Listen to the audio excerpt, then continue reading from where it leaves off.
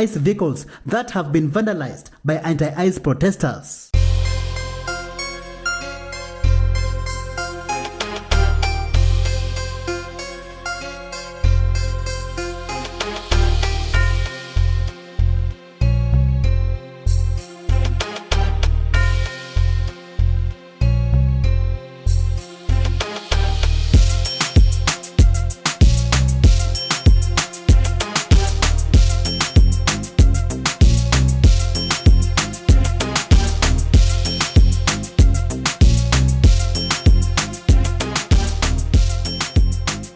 Americans are becoming furious over people who are pro-illegal immigrants. Listen to this. Where's the outrage for the Americans? Where's the outrage for our American children? Here we have ICE on the street doing their federally obligated fucking duty, and you see Marie in the back talking about, oh my God, why dare you, fuck you racist? Why are you taking him? You take him as a family. Fuck your family. What about my family? What about my family? You came in here in droves. You walked in my house and tried to rearrange it. I'm supposed to adapt to you? Absolutely not. My daughter got in the car yesterday and said, Mom, I was able to breathe in the corridors at school. My children didn't even get to experience the type of high school that I had, where we had 2 15-minute breaks and a 55-minute lunch, and we were able to go off campus. Theirs is 20 minutes because they have an influx of students they're trying to feed. Get them in, get them out, quick. I dropped off my son in the drop-off line today, and it was 8 cars as opposed to 85. You know how much stress that is for these fucking children, all these fucking people? Get out! And I remember last year, my son was a senior. He said, Mom, in math class, we couldn't even learn math because the teachers would spend half of the period trying to teach Edgar how to say fucking hello. When you have such an influx of people coming into one country, there's going to be hiccups. So yeah, ICE might pick up illegal by accident. You better carry your papers. Thank the fucking Democrats for keeping the border open. Thank you for these motherfucking legals who try to come in here and do this shit the shiesty way. That's what happens when you do shit the wrong way. I have no sympathy or empathy for you. Not at all. If it was that easy to become a U.S. citizen, everybody would fucking do it, but it's not. Welcome to life, motherfucker. So, is it true that people will hate you because the truth is always harder to accept than a lie? No, I don't want any illegal immigrants in my country. Sorry. And that's the case in almost every other country. You realize that the consequences in everywhere but America for coming in illegally are 100 times worse. Right? 100 times worse. Some of you guys do not understand the fact that you have to do things right. If you're going to step into another country, right? It says on your passport, open up your U.S. passports if you have one. If you go into another country and you break their law, you are to abide by the justice system. No questions asked. My father, my mother, they both came here legally. Okay, y'all want to talk about me being an immigrant? Let's talk about me being an immigrant. My father fought in the Iraqi war, got shot in the fucking arm, almost fucking died, okay? To come here, to get his citizenship here, to be allowed here, okay? He did that to be accepted here. But some of you guys really think that it's okay to just let people flood our country. People who have absolutely no ambitions, no dream. They're making a shit show. And I don't want that. Sorry, I really don't want that. I don't know if you're going to hate me for this. I really don't care. Do you support American taxpayers funding and maintaining the lives of illegals? Listen to this. So I keep seeing all of these videos out of Charlotte, North Carolina about how the city has practically shut down because ICE came to town. And I see all of these videos about all of these job sites that are practically empty because none of the workers showed up, and stores that are empty because none of the customers showed up, and how 15% of public school children didn't come to school the next day because they're afraid of being deported. That's 1 in 6 kids, by the way. And I think all these stories are supposed to make me feel really bad. Like, look at all of these people that are being affected by the Trump administration's immigration crackdown. Like, yeah, Look at all these people. Look at all of these children of people who shouldn't even be in this country, who are being educated in taxpayer-funded American schools with resources that could be going to American children while our math and literacy rates go through the floor. Look at all of these jobs that could be going to Americans, but all of these businesses are benefiting from practically slave labor. Look at how massive and pervasive this problem has become because you had presidents like Joe Biden just letting people in a tidal wave, and now we got to figure out how to untangle this ball of yarn. Yeah, look at all of these people. That's kind of the point. A liberal is doxing the SUV dealership that sold the vehicles to ICE being used in the North Carolina ICE raids. Hey, so my friends over there in Charlotte, North Carolina, if you see ICE agents running around in brand spanking new SUVs, we're talking like fresh off the lot kind of brand new. Yeah, you can thank Rick Hendrick, Chevrolet, they're in Charlotte, for providing those SUVs. He sold them, SUVs for $50,000 a pop. So a discount. So he gave them a discount on these SUVs. And they cleared the lot. They cleared it. So yes, you can thank Rick Hendrick for providing these agents with the means and transportation to harass, brutalize, and terrorize your city, your neighbors, your people. They are threatening, harassing, beating, and terrorizing U.S. citizens. You say that they're only going after illegals. No, they're not. They're going after anyone of color.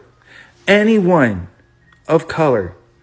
On top of that, they catch any white people trying to help in providing information about ICE, they're threatening white people too. Like it just recently happened that an active duty service member's wife was who's also a service member, reserve service member for the Coast Guard. Like they threatened her to disappear her because she had the audacity to let somebody else know that ICE was in the parking lot where she was at. And then they got on the phone with her commander because they doubted that she was a service member. They doubted it. And they had an argument with her commander about it. And they allegedly, they even threatened the commander. So they're threatening our service members now too. They are, again, and all of that transportation that they're using to hurt your neighbors and to hurt your people and eventually are going to hurt you too. That transportation was provided by Rick Hendrick Chevrolet in Charlotte. All to make an extra buck, to perpetuate cruelty and inhumanity. So he may have made, hopefully, he has made his last dollar. Again, do with that information what you will. I'm going to put up their public information right here so you can see exactly where they're at and what their current Google rating is. It's at 4.7. I think we can get it to 1. So it's going to be a fun group project. So make sure you let them know how you feel. Another liberal tracked down where ICE agents were staying and played loud sounds outside their hotel. Your friendly service announcement. Fuck ICE! Night isn't over yet. We have a secret mission. What are we doing, Baron? So ICE is in this hotel sleeping over here, and I have access to the courtyard. So I have the big megaphone, and I got the screaming babies, and they're going to fucking wake up to that shit right now. Do not let these fucking demons rest.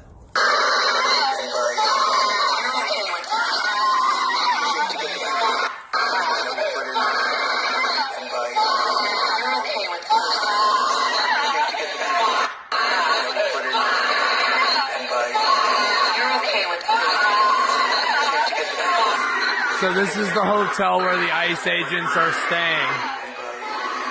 We've been doing this for a minute and a half, and security has still not come yet.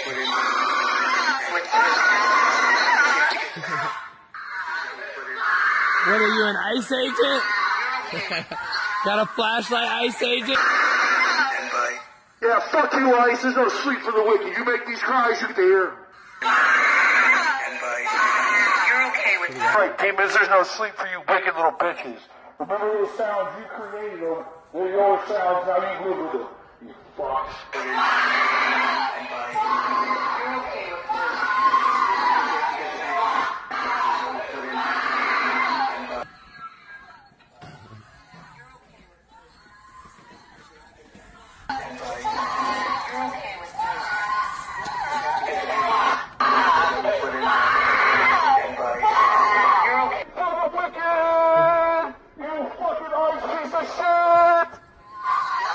No rest for Nazis!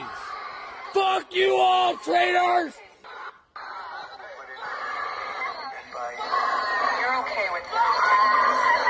We'll be back! A liberal man breaks down in tears while protesting ICE in front of an elementary school.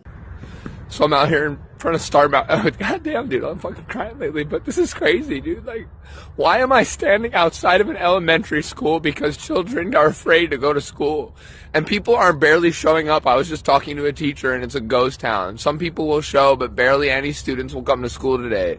Wake up, America. This is not okay. It doesn't matter what your fucking paperwork status is. These people are human beings. They're hardworking Americans that came here for a better life, just like our ancestors did, just like the Irish and the Italians did. And, you know, they were treated the same way back then, but this continues. This hate continues. Wake up, America. Stand up for your Latino and brothers and sisters. Stand up now, please.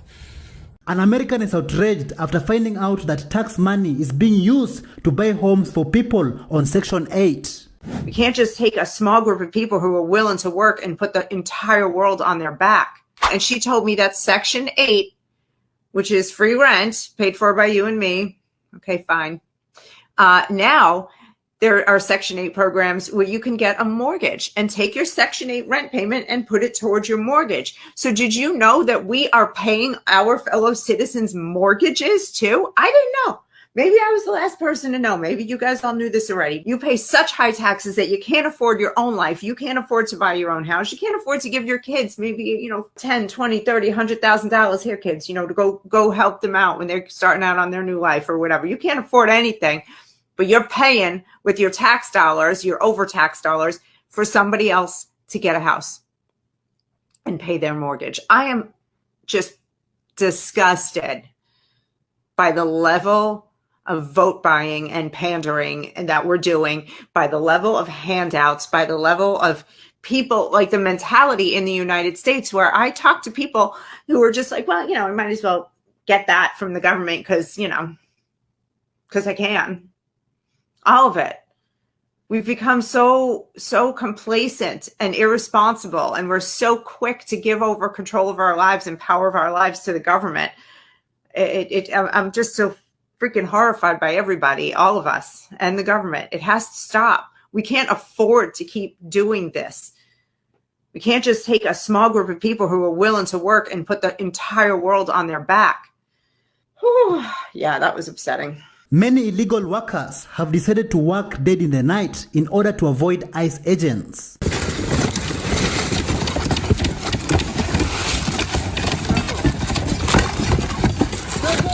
Saluda, güey.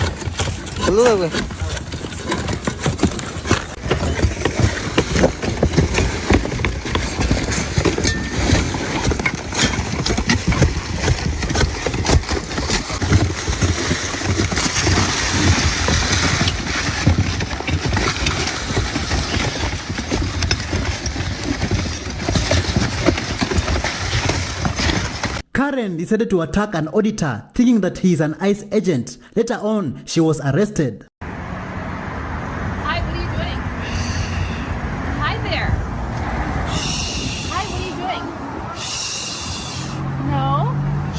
I'm not gonna say shh. It's very creepy what you're doing.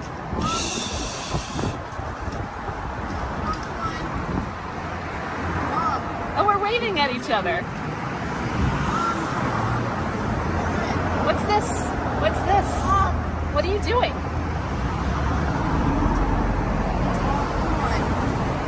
Come on, let's go. What are you doing? Are you ICE? You shit? Is that what you are? You some ice piece of shit? Huh? Some ice piece of shit? Is that what you are? Is that what you are? Is that what you are? Some ice piece of shit?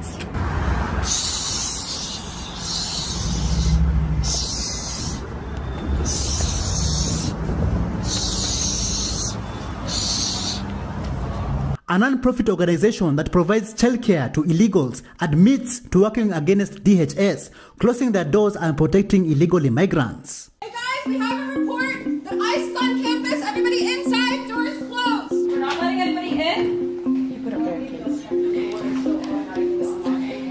Those were the scenes here in Charlotte, North Carolina, when Border Patrol was spotted on the premises of this nonprofit, which provides childcare services for the children of refugees and immigrants. They do not honor children. They do not care about the humanity of children. But this nonprofit is not letting fear stop them from making a difference. We've seen volunteers all day packing up items, donated items like beans, like oil, cereal. Come look over here, water, coffee, milk, everyday goods that parents are afraid to go out of their homes to get for their children in fear and uncertainty that they might not be able to come back home. We have had hundreds and hundreds and hundreds of people either donating, volunteering. We also want to make sure that our families know that when they're home right now, afraid and scared and feeling like they have to stay in, there's people who have that privilege who are all around the city coordinating and doing things for them. Now, in a statement, the Department of Homeland Security has denied targeting a daycare center, but we got a hold of some footage showing Border Patrol agents on the premises of this nonprofit, Our Bridge for Kids. What you're seeing right now is security footage provided to MS Now from Our Bridge for Kids, which says that this footage depicts Border Patrol agents parking in their parking lot, something they say has happened multiple times this week. And the need for this food is so great right now because we just got numbers from Charlotte-Mecklenburg Public School District, which showed that as many as 30,000 students were absent from school this week, a full 20% of the student body. There are kids that just want to talk about Pokemon and K-pop demon hunters. They want to talk about their Halloween candy that they brought for lunch. They want to talk about what the read aloud book is. You know, they want to just be children, and we're robbing them of that. We are robbing them of the opportunity to just be innocent. Students in Wake Forest, North Carolina performed a walkout in response to immigration operations in the state.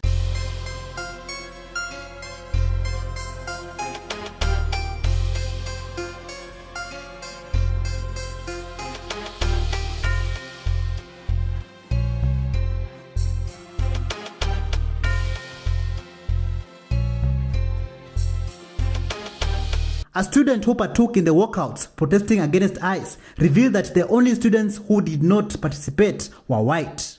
Guys, we're documenting history, and guess what? The only the only people that stayed back from the protest were white people. I literally looked at every single person in there. They were all white. But we're doing it. No, because am I right or not? I have evidence, MJ. A man claims that ICE is afraid of operating in southern states because of the leftists who live there. Ever since these ICE raids started happening, I've been wondering, why don't they come to the South and try to get at these high immigration areas? And then I saw that Charlotte lady's video, and I was like, oh, I know why. Y'all's afraid. Y'all know what's going to happen to you if you come down here. Because even though there's a lot of Southerners that support what's going on, there's a lot of us that don't. And you're going to be dealt with.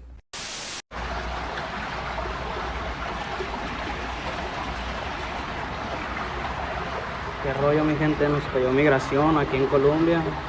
Toda la gente corrió para donde sea. Y pues yo estoy escondido ahorita. Thank you so much for joining us on today's show. See you in the next one. Bye bye.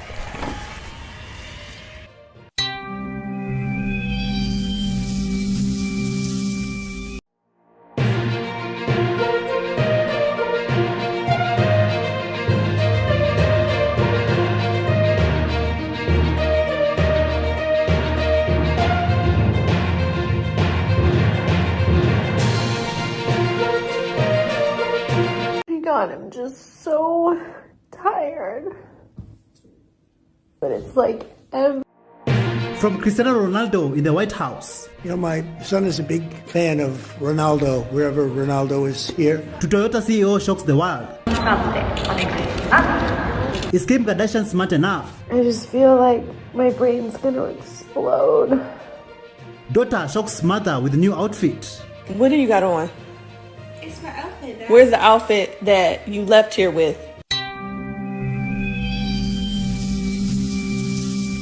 Hello, how are you? Welcome back to Show New Trend. I'm also today, and my name is Elvis Derry. Someone created the bread snipping challenge, and these little punks joined the challenge, thinking it was hilarious to toss bags of bread at people across the aisle.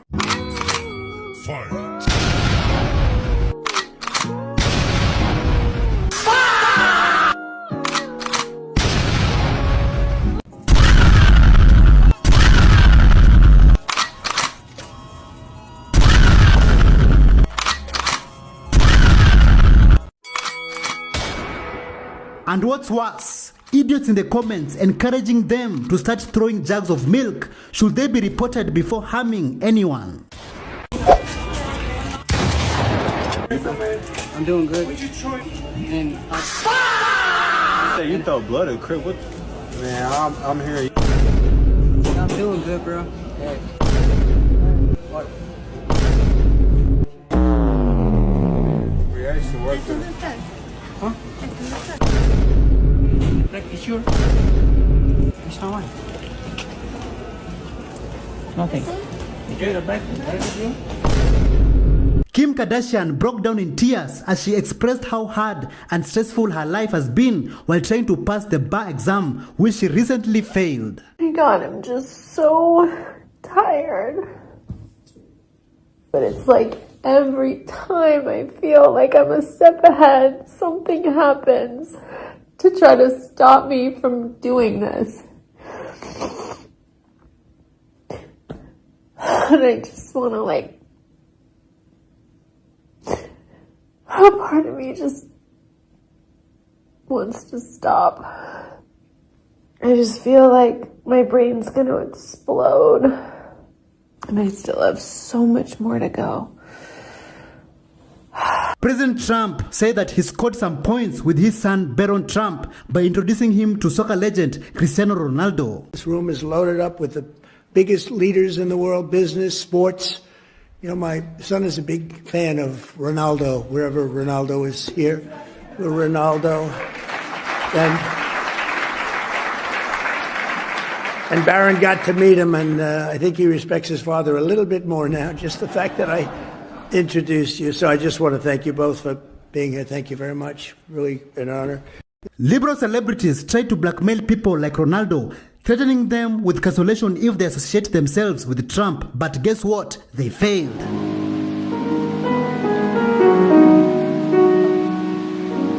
A New York City woman insisted on removing $50 from her bill after her dresser burned her scalp. So you burnt my hair, you burnt my scalp too much, so I'm gonna take off $50, okay? What do you mean? You burnt my scalp too much time, so I'm gonna take off $50.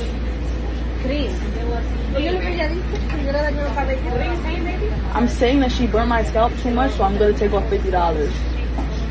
Yeah. Do you think this is charity services or what? What do you mean? If you didn't like the service she was performing on you could call me or whatever. I mean, it doesn't matter. I do know you. That's why I'm giving you the respect to tell you that I'm taking off $50. You're not taking out $50. I am. No, you're not. Yeah, I am. Well, if you're ready for the police. You call the popo. So I'll do it. All right. All right, so I'm going to get up and leave now. You calling the police, I got to run. How are you going to get out of here? What do you mean? I'm going to walk out. No, you're not going to walk out. What do you mean? Why are you laughing? Like, this is real life. That's why I'm laughing, because you're not working out. You're saying. You're not working out, girl. What are you talking about? Why are you putting hands on me? Toyota CEO shocks the world by stepping out at NASCAR with his MAGA hat.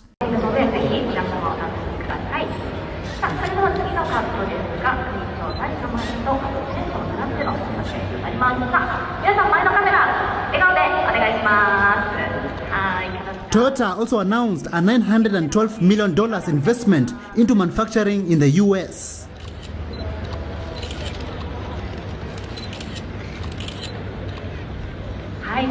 A father says that his daughter spotted red flags with a man and a young woman who appeared to be under the influence and scared. She was last seen at 52nd Street and Ark Street in West Philadelphia. Listen, this is my girlfriend. It's going A-Pass. I would love to get you a hoodie. A hoodie? You sell them? Yes, but we're just going to promote them. We're recruiting everyone that... Wait, did you put it in the food, the shrimp and broccoli at? Yeah. Can you cancel down? Did it get started? So what you want? You don't want them? Can you just add 2 cheesesteak rolls instead? I'm sorry. So just the 2 shrimp rolls and 2 cheesesteak rolls. A man breaks down how food marketing aimed at children is basically psychological warfare, bright colors, cartoon mascots at an eye-level placement. They're not after us. They're after your kids. Your kids aren't this tall. Your kids are this tall. So when they market the garbage, your kids don't know that. Adult height, child height. Kids don't know what grain-free cereal is, but they know who Mickey Mouse and Disney stars are. Because where's Daddy Shark Doo-Doo? Oh, there's Baby Shark Doo-Doo.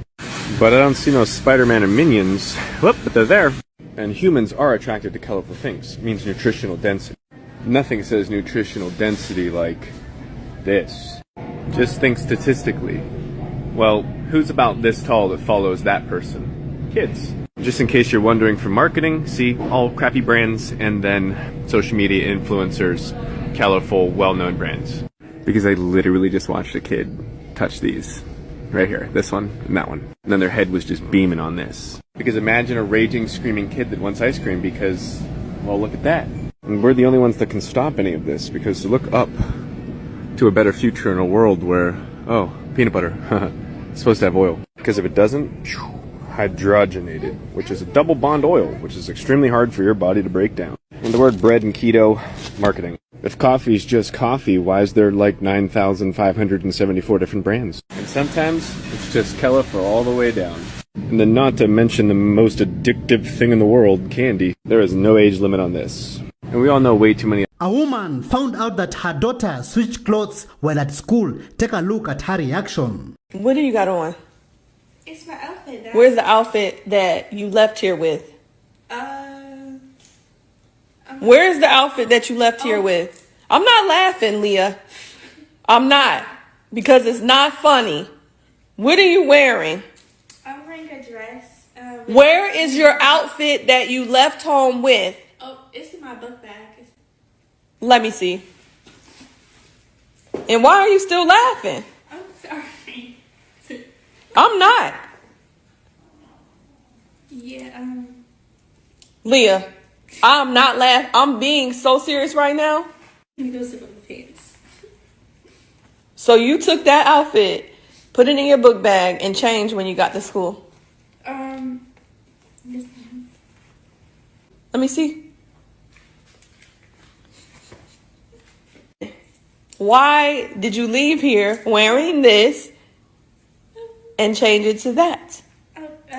We were fashion and stuff. It looks cute, like, you know, for our picture day and stuff. Like, don't it look cute? Like, it is cute. Period.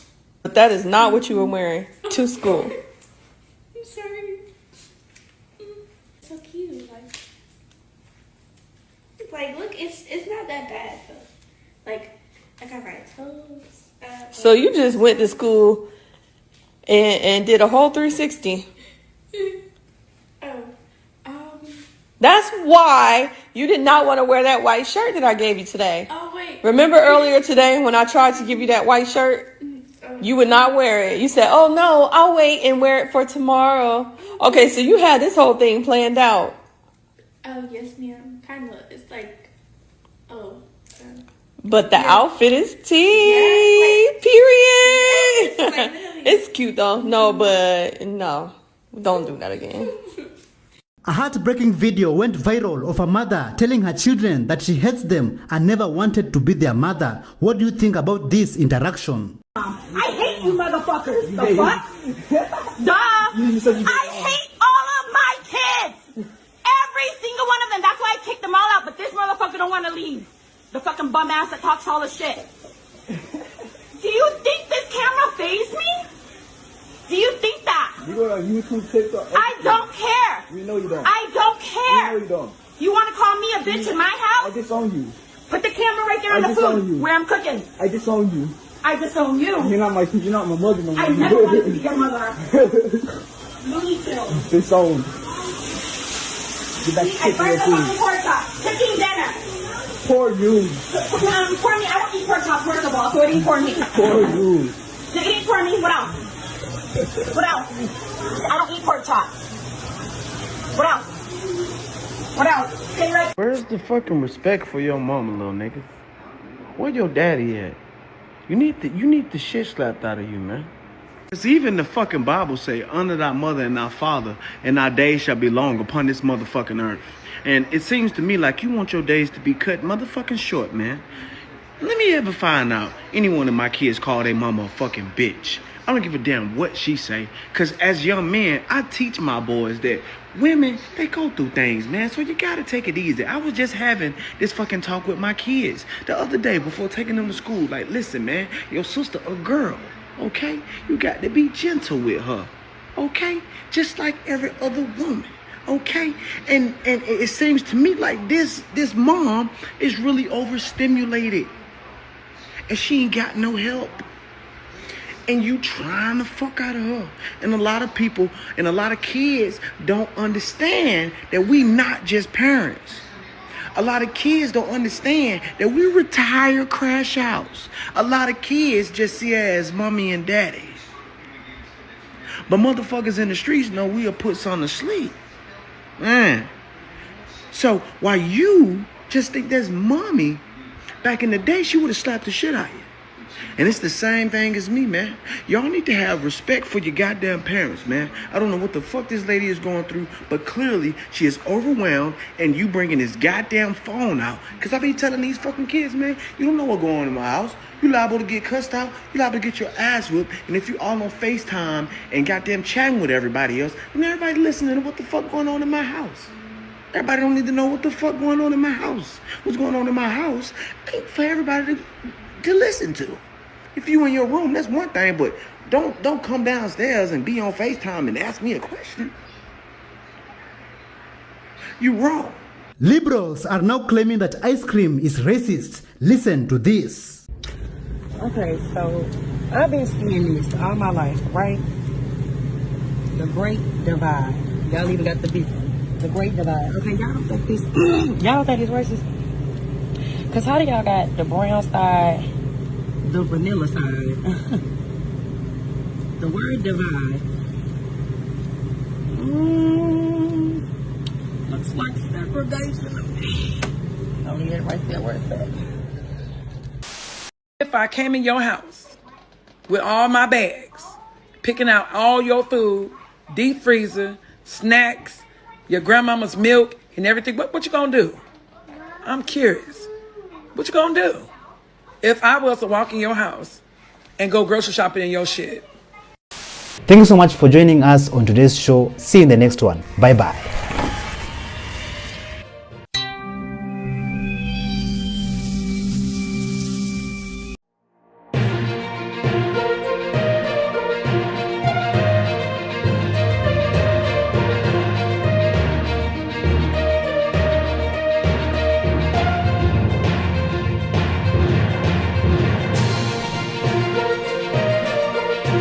If y'all selling food stamps out here, give me some. From EBT Drama continues. It's been a while since we've talked about benefit theft through card skimming, so... To illegals paid more on Snap. Well, now that Snap and EBT ran out, this one's gonna blow your mind because migrants in New York City... First time getting EBT card? Because the power of the EBT is crazy. It was today, at 30 years old. EBT member showing off. Show me you got food stamps without saying you got food stamps.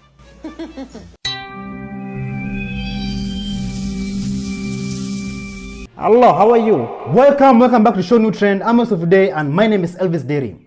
A woman shows off after discovering that she can use her EBT card to pay for food from fast food restaurants like Subway.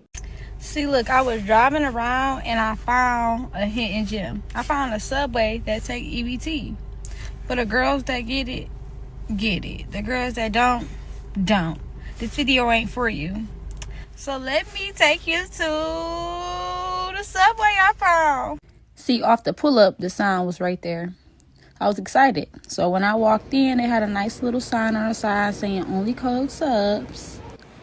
Secure my syrup off the EBT. A woman is upset that her food stamps got cut off. Listen to this. You know what I'm sick of? I'm sick of the food stamp office, okay? Okay, hang on. Before I get myself worked up, I just came here to talk about how I went from literally $1,700 in food stamps for a family of 3, okay? I don't work. I stay home every day. I'm not able to work, so I should be getting the maximum amount. Especially because he needs cereal, chips, pop. He needs all that. And I need my energy drinks. So I'm not going to have this taking me down from that much. And they took me all the way down to $120. Which they didn't even tell me why. I just got this notice in here that says they were cutting me back on food stamps. So now I'm really going to have to cut back on everything. He's not going to be able to have his pop no more. He's not going to be able to have his cereal every day for breakfast and his chips that he eats all day long. Wow. Great. Thanks. A woman gets an EBT card for the first time. Take a look at her reaction. Let me tell y'all something. Because the power of the EBT is crazy. It was today, at 30 years old, I'm getting my first EBT card. When you click that button and no cash comes out of you. Won't he do it? What? That's a different type of feel. See why y'all be, you feel me? Y'all be acting funny with them little stampy stamps. What? About to be in here eating. Yeah, cause this, I'll be back. Give me 90 days. We're about to be sick, okay? It's about to be given, okay? Shout out to my city for giving me my stamps. Cause yeah, your girl needed it and didn't even know she needed it. Cause what? A woman from North Carolina talks about EBT fraud. Is this true? Listen to this. It's been a while since we've talked about benefit theft through card skimming, so let's refresh. We were able to identify $100,000 in SNAP benefits stolen from recipients in my county alone in a 1-week period earlier this year through card skimming. There are 100 counties in my state. If each county in my state had the same experience that week, that would be $1 million stolen from the SNAP program, from taxpayers, from recipients in a 1-week period in one state. $1 million. We are focusing on the wrong fraud. SNAP caseworkers have been screaming about this since 2023 when the issue really blew up, when we started getting phone calls about thefts, people's benefits just being gone within minutes of being loaded on the cards and spent in states hundreds of miles away where they definitely had not been. For a short period of time, we were able to replace the benefits for those clients, but we have not been able to do that since, I think, 2024. The clients had called our office to report that their benefits were not on their card. We could look and see the benefits had been deposited on the card and then immediately spent in states, 3 states, hundreds of miles away. I was able to make a spreadsheet of the stores these benefits were spent at. They might have a front as a real store, but they're not operating as real stores. They're operating as money laundering establishments. Now, were these thefts even related to the USDA employee that got busted for stealing $66 million in benefits from the SNAP program? We don't know. I don't think so, because the thefts are still going on in some states. I don't think we've gotten any reports lately in my county, but they're still going on all across the country. You know what we do know? The USDA is responsible for issuing the licenses and the EBT terminals to all stores. When benefits are being stolen from recipients, they're being stolen from all of us. Does that make you care? If I tell you that the benefits, your taxpayer money, that is intended to feed the needy is being stolen, does that make you care? And I'm using this filter because y'all said I looked tired and stressed out, and I'm just ugly, damn it. A woman coaches people on how they can use SNAP benefits at their favorite food joints. Have you heard about the Restaurant Meals Program, better known as the RMP? The RMP program allows SNAP recipients or certain SNAP recipients to purchase cooked meals or prepared meals from restaurants using their EBT card. McDonald's is one of the restaurants that accepts EBT along with Burger King, Del Taco, Subway, Papa John's, Church's Chicken, and there are a few others. So how do you find one of these fast food restaurants that accept EBT? They usually have a sign up saying they are a participating location that participates in the SNAP Restaurant Meals Program. There are a few requirements for the RMP program, and I think you just have to meet one. You have to be 60 years old or older, be disabled or be homeless, or be the spouse of a SNAP recipient that meets one of those qualifications. Now, if you get TANF, you can also use EBT at one of those fast food restaurants I talked about earlier. So what is TANF? Temporary Assistance for Needy Families, TANF. Now, to meet the requirements for TANF, you can have a child that's 18 years old or younger, be pregnant, or be 18 years old or younger, and be head of household. There are a number of states that let you use your EBT card in fast food restaurants. These states include California, Arizona, Illinois, Maryland, New York, Massachusetts, Michigan, Rhode Island, and Virginia. Now, there is a comprehensive list of restaurants outside of the restaurants that I did name, and I will list a few restaurants down here. A TikTok user posted a video showing what they just bought with their food stamps. Show me you got food stamps without saying you got food stamps. Oh my God. Isn't it great? Chris! I know, it's my dream. I have goosebumps. A man posted about buying a birthday cake and ice cream with his EBT card. Hold on a second. Is this what I think it is? Is this a sweet treat? Because it looks like a sweet treat, and a man in Baltimore discovers that he can use EBT card to buy food from a fast food joint. Somebody told you to come to the junction and they be taking the EBT to food stamps, so we ready to see if I can give me a chicken box. So they definitely let me swipe the orange card. This bitch was $14, but we ain't gonna argue. You know, catch up, season on, keep it real simple. You know, not too much. You don't supposed to have to season your shit anyway. And this box of cakes right here, this bitch been right here for like 50 years, bro. I swear to God. Then boom, we went high blood pressure on the chicken. We went diabetes on the bed. I ain't gonna lie, it wasn't already oversmoked.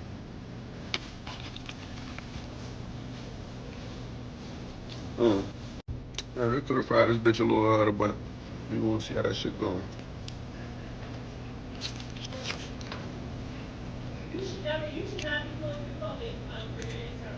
I'm out of the middle shit, unless you might. Oh, I ain't mad at it.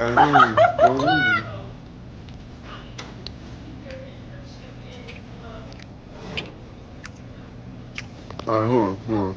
A woman spends $64 of her EBT at Dollar General for candy and soda.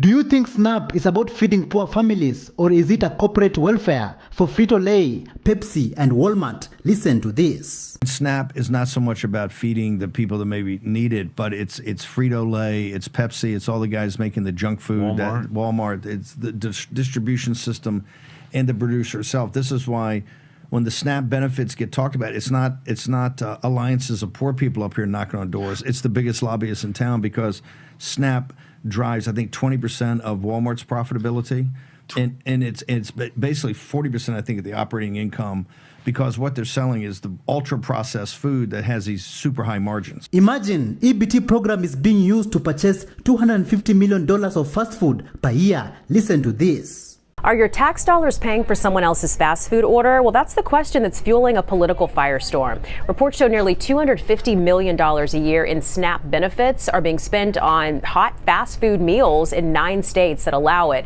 mostly blue-led states like California, New York, and Illinois. Senator Joni Ernst is blasting the program, saying the N in SNAP stands for nutrition, not nuggets. She's now rolling out the Mixcuse Me Act, aiming to tighten who can use the restaurant meals program and where they can spend it. So we want to know what you think about this. Should you be able to use taxpayer-funded SNAP benefits for fast food? Let us know. And download Fox Local for live streaming, news, and more. A new data shows illegals in New York are being paid more on SNAP food stamps than American citizens.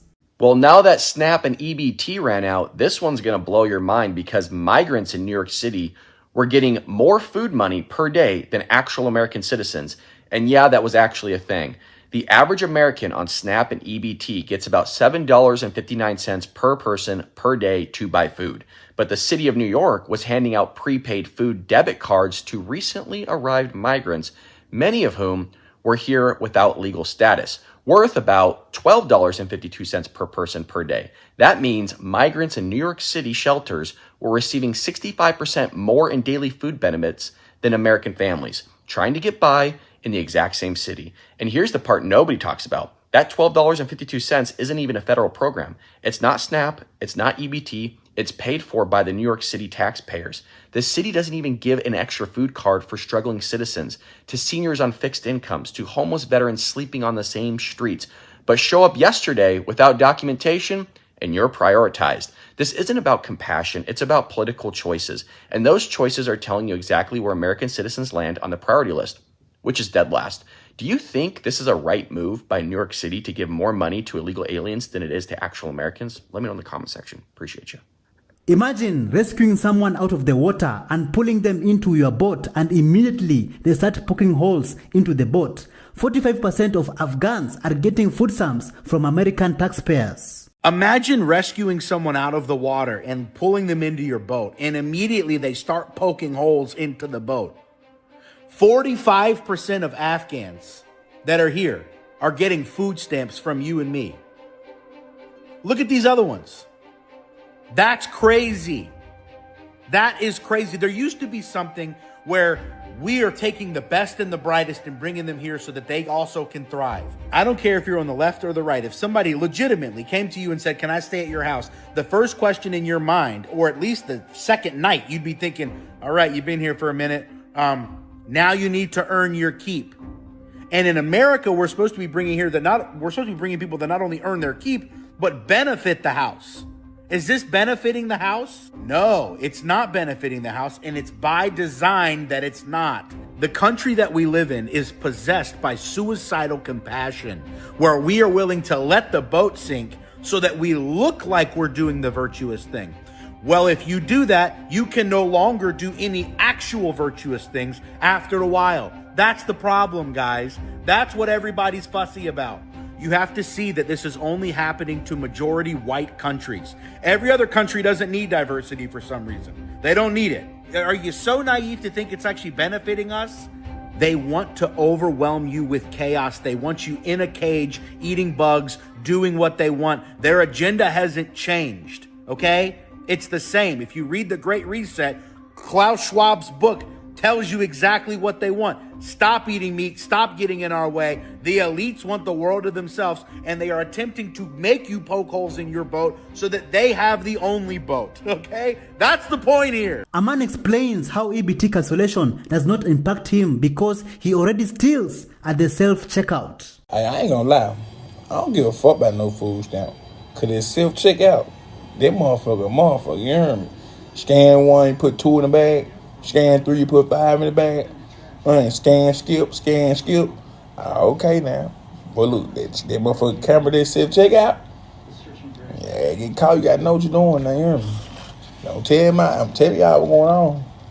Many EBT members don't want to work, but expect taxpayers to feed them. What can you say about this? If you're getting approximately 85% of your needs met with food stamps, rent subsidy, Medicare insurance or Medicaid insurance, if you're getting 85% of your needs met, and then somebody came to you, an employer said, how would you like to work for 40 hours? And you're like, wait, work 40 hours to get 100% or do nothing for 85%.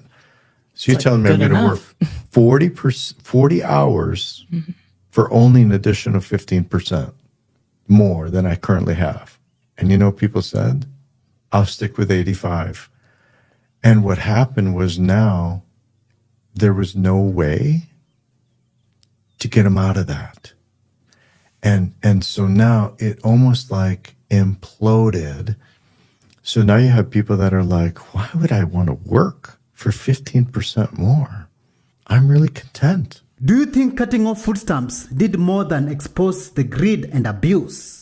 Y'all seen the story about the woman that's been calling the churches to see if they would get cans of baby formula for a starving child? And this is all happening due to the SNAP shortage and all that stuff, okay? So this woman, and you can just go search it, she called local churches to see if they would get her a can of formula for this baby. It was kind of like a test. It's the series, and it was like, damn, like out of the 40 churches she called, 4. 4, and one was like a Muslim mosque. 4 agreed to go ahead and go get her some formula. Everybody else turned her down. Everybody else. By the end of the series, you know, she kind of wind down. Everybody's getting their SNAP, and it was kind of like, oh yeah, that's pretty shitty. You know what I'm saying? And then we kind of moved on. But then, do you know what I saw? Do you know what I saw? I saw the churches respond. The amount of gaslighting and deflecting and defending these churches, being like, churches get scammed all the time, and what did you want them to do? Well, you sit here in your bathrobe with your chest hair. This is what, I don't know if she called his church. She must have, because he did like a 3.5-minute video just lambasting this woman. And there's more. There's like 3 more. They get up, like these pastors got there and they're like, I don't condone what the devil is doing. They called her the devil. It was a test. This was a test from God, and you fucking failed. The best thing that you could do is own up to it and be like, you know what? Yeah, wow, we screwed up. Say some prayers, right? And then start a stockpile and start fucking helping people. That was what the church was created to do.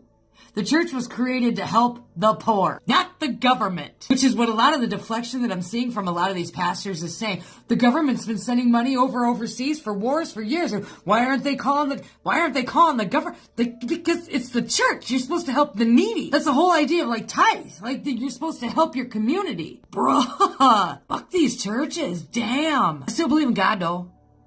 And Jesus Christ, but forget these churches. Damn. You want to end this on a good note, okay? Because the one church, one was like the Appalachian grandpa, okay? She called him, and it's this small, poor church, this small, poor community. He's like, yeah, I got you. Like, talked to her for like 10 minutes, and was like, I got you. You know, we'll see what we can find. We'll get it figured out. Bro, church ain't got no money. It looks like their church is in like a brick mortar building because of that man's good deed, because he offered to go buy her a $20 can of formula.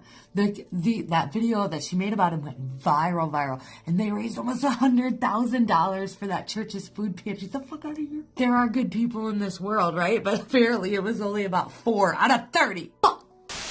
Nigga, Trump don't want to come with the motherfucking food stamps, nigga. Nigga, Trump, you don't want to come to food stamps, you bitch ass nigga. Yeah, you hoe ass nigga. Nigga, don't give me my motherfucking snap.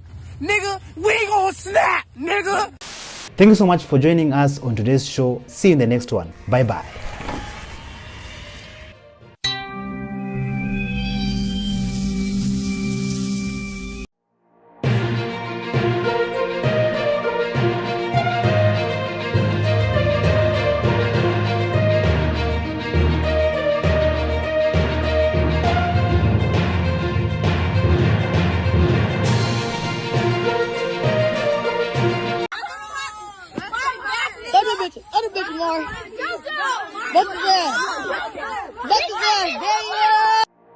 From Chicago, Mother Speaks Out. My son is, he's very devastated. He'll wake up out of him in the middle of his sleep. To people's reaction on the incident. So one of the motherfucking little girls that got caught jumping that lady in Chicago. Should action be taken? So everybody has been keeping up to date with this disturbing video with the mom and her kids. Who is to blame? We have a problem. That wasn't the white man. It wasn't the system. It was black people harming black people.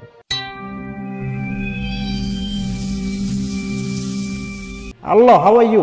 Welcome back to Show New Trend. I'm also today, and my name is Elvis Dairy.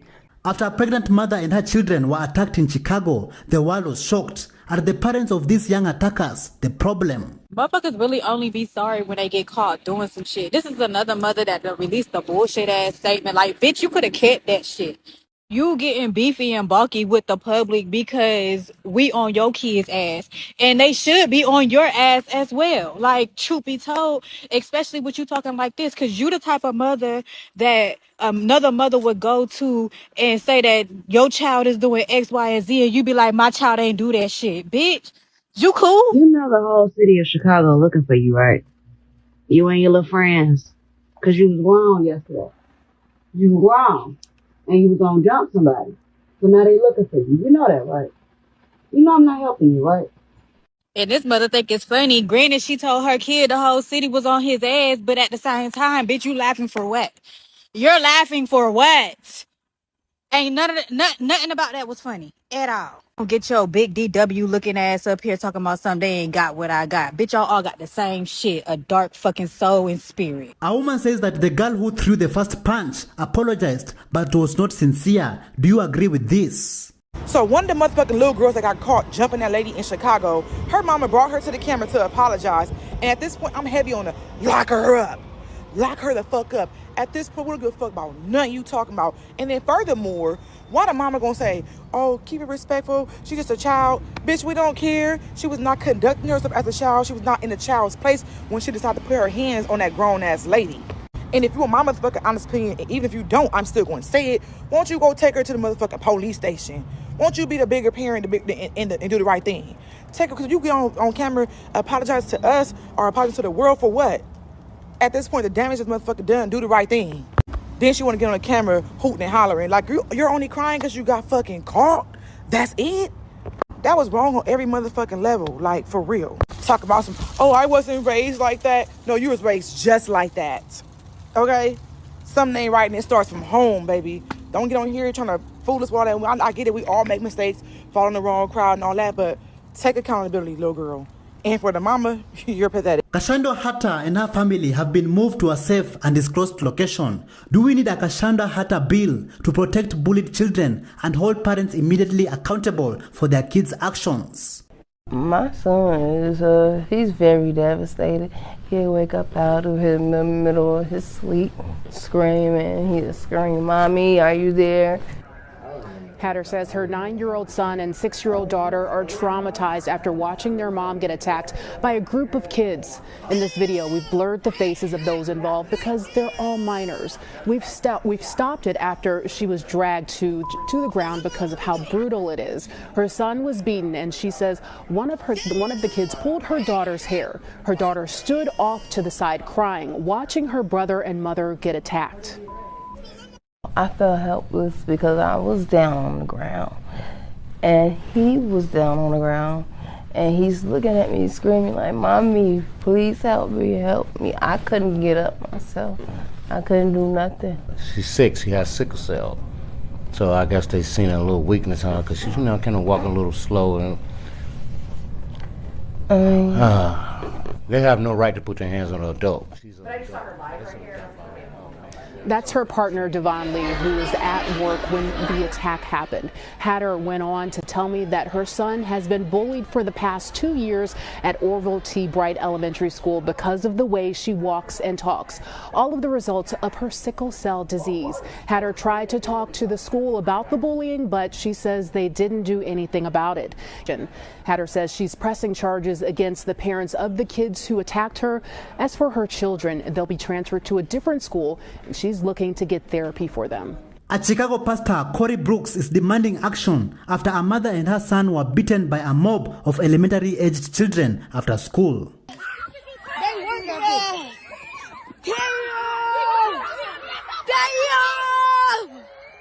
Well, unfortunately, this is the cycle that we continue to see in the city of Chicago, where violence is so rampant and parents are being held unaccountable. And that's the reason why I'm walking across America, trying to get people to wake up in our urban areas so they can understand the magnitude of the issues that we're faced with every single day. Chicago is just a microcosm of what's going on across America. These young people are unruly. They have no moral compass. And we need organizations to really work hard to make sure we change the direction of our neighborhoods. If we're ever going to change the trajectory of our young people, we got to catch them early. We got to continue to do the work. But the tragedy is, in Chicago right now, we're facing some devastation that has been going on for years, and we need to get a handle on it. This is what the mother had to say about this incident. Let's play it. I'm trying to get justice for my son. They fought my son, they hit my son first, all in his face. Then they dragged me in the grass and pulled my little baby hair. We haven't held these kids accountable. We haven't held parents accountable. No mother should be that helpless and be targeted by children inside of her own community. Councilman, where is the fear and respect? I remember growing up, we were afraid of the neighbors because we knew that they was going to get us, and then our parents was going to get us when we got home as well. None of that respect seems to exist anymore, Councilman. Yeah, you know what? I completely agree. I think we've gone away from that, and we have to get back to those days. I think no mother and child, or children rather, should have to experience something so traumatic. To look at that video and to see you guys replay it, it's a horrifying video. I mean, it shows the disrespect. No child should ever feel comfortable putting their hands on an adult. And I think, as Senator Preston said, and many have said it, is that this has gone on for so long, right? The mother has come to the school and talked about this, and nothing had been done about it. It had not been addressed. And the thing about it is that, you know, I was glad to be there to be a support to that family and to help them through the process. But this is so much bigger than just that school. This is happening throughout the Chicago public school system. Many children are being bullied, and we have to put measures in place and make sure that those parents' voices are being heard and that those children's voices are being heard. Because if not, this can really overspill into something even bigger, I believe. This was not racism or the system. This was black people harming fellow black people. This is a serious problem that needs to be solved. Do you agree with this? We have a problem. That wasn't the white man. It wasn't the system.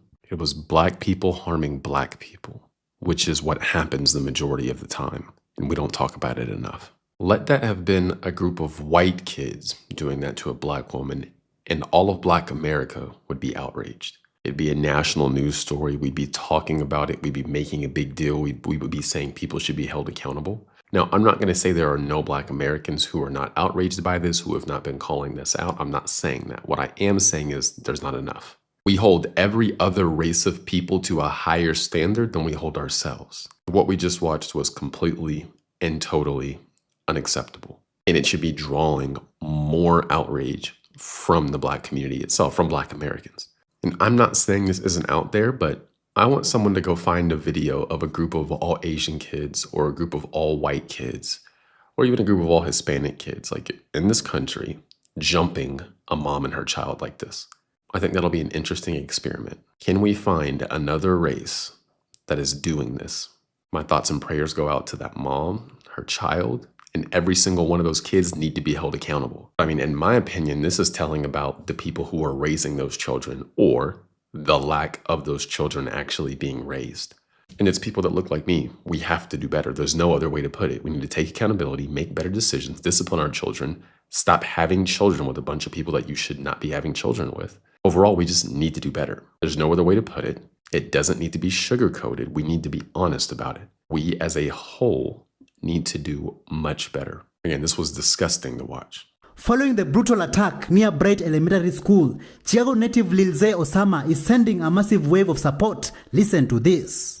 Local rapper Lil Zay Osama is now coming forward to help. He says he wants to fly the mom and son to LA for dinner and Christmas shopping and has a message for other children listening. It's just something that shouldn't be going on. Kids should be able to go to school and be comfortable walking home from school and at school learning, you know what I'm saying? Like, kids of that age should not be doing things like that, especially to an adult and to their peers that go to school with them. That's crazy. That shouldn't be happening in our community. We got to do better. What do you think should be done to bring discipline among the younger generation? When I saw the video, the first thing I thought about was the trauma that these children are going to face for the rest of their life and how they don't even realize how fucked up they're about to be for the rest of their life. That young boy, her son who was struck,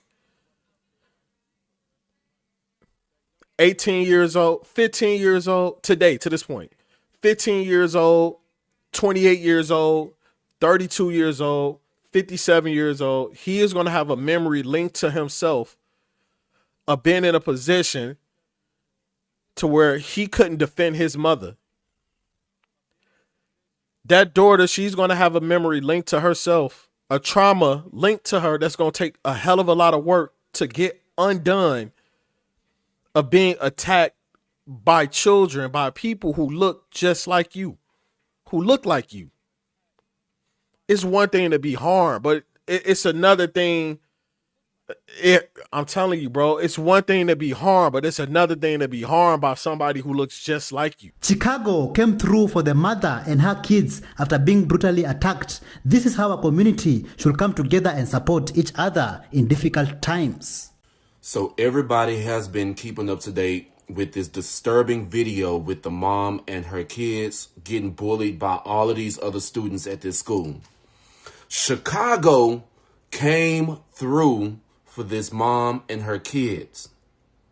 Now, we know that there's still going to be some trauma, but Chicago, y'all did y'all big one with this one. This is how you unite. This is how you come together to help people who have been affected by things like this. The mom she stated on social media that, she's hurt. She felt like she, failed her kids. Let me tell you, Mom, you did not fail your kids. You did everything that you needed to do to protect you and your kids. And we are standing with you not only just in Chicago, but all across the United States, because what happened was wrong. These kids need to be held accountable. But look at everything that's at the bottom of this post, everything that Chicago has done, and people are still donating to her. People are still helping her out and her family out. This is how you unite. When there is unity, anything can happen, and you will see so many great things happen. I'm praying for this mom. I'm praying for her kids. I'm praying for her family. Y'all, whatever we can do to help her out even more, let's show the world that we are not for violence, but we are against it, and we are definitely not for bullying. Shout out to Chicago. Y'all did y'all thing with this. Let's go. Women argue in the streets of Chicago, blaming the mothers and the school for a mother getting jumped. Take a look at this. No, it's bigger than the school system. It's our community. I'm telling you, as black men. Private schools control their kids. Public schools should be able to control their kids. Sister, all I'm saying is, when you see a black man taking responsibility for the bull that's happening to our community, y'all gotta learn to stand down. Y'all gotta stop it. It ain't not a war between us. It's not a war. Let that. So with that. Hey, what you doing? What you on? It's the way you can. It's the way you can. No, it ain't. No, it's not, sister. Yeah, everybody wrong. We dealing with you. But we here. They not here. We here with you. We here. Who you fighting? Okay, then let me finish. I'm fighting for what's right, my brother. I'm a true love man, and I'ma tell you, I'ma fight for what's right. Them slaves watched that lady get jumped on, and they didn't do nothing. Cause they know me. I'm done. Y'all deal with her. I feel him 100%. This is the first thing that I seen on social media outside of YouTube as far as having conversations about the woman that got jumped in Chicago by the little kids. And the first thing that the women are saying is, first of all, they out there for no reason at all, because if a guy said, I got this, and I disagree with a lot of things, but we're going to get to that shortly. If a guy say, I got this, what are you sitting there going back and forth with him for? And maybe I'm just like too much in this man's world. Everybody got a role to play. What are you doing outside? I wouldn't even let my girl go outside to address some mess because she can't do anything more effectively than I can as a man. You see what I'm saying? And so they're sitting there, first of all, blaming the school. The school has no culpability. They are not responsible for anything that happened to that woman with regard to those kids jumping that lady outside of the school. Had nothing to do with the school whatsoever. What do you want them to do? You want them to go outside and crash out and get involved in some stuff that they're not supposed to be in the first place? Secondly, they arguing with the guy, and the guy is like, hey, listen, the real problem is us. It's the culture. It's the community. It's the things that you're doing right now that's removing responsibility from the people that actually committed the crime and jumping on this girl. And she's sitting there arguing with him, saying it's the way you came and stuff. I didn't even see him say anything wrong.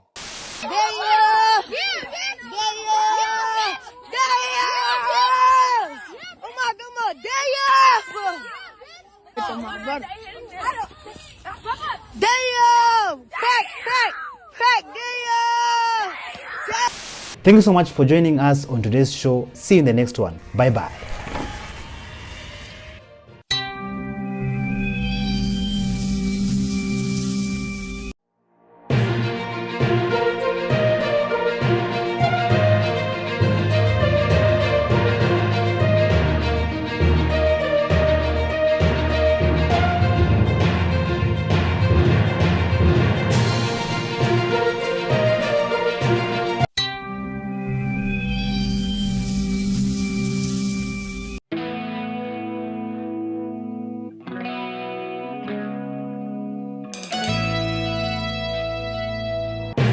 From Megan Thee Stallion Thanksgiving dinner. Megan Thee Stallion is cooking for everybody except me, and I don't like that. Shoot, pass me a plate. To chaotic family. What are you not part of the family the way you act? Oh boy. I'm not part of the family? No. What are the rules for cooking turkeys? Allah, how are you? Welcome back to Show New Trend. I'm of today, and my name is Elvis Dairy. Many people have different ways of cooking turkey for Thanksgiving, but have you ever wondered about the rules of cooking turkeys? You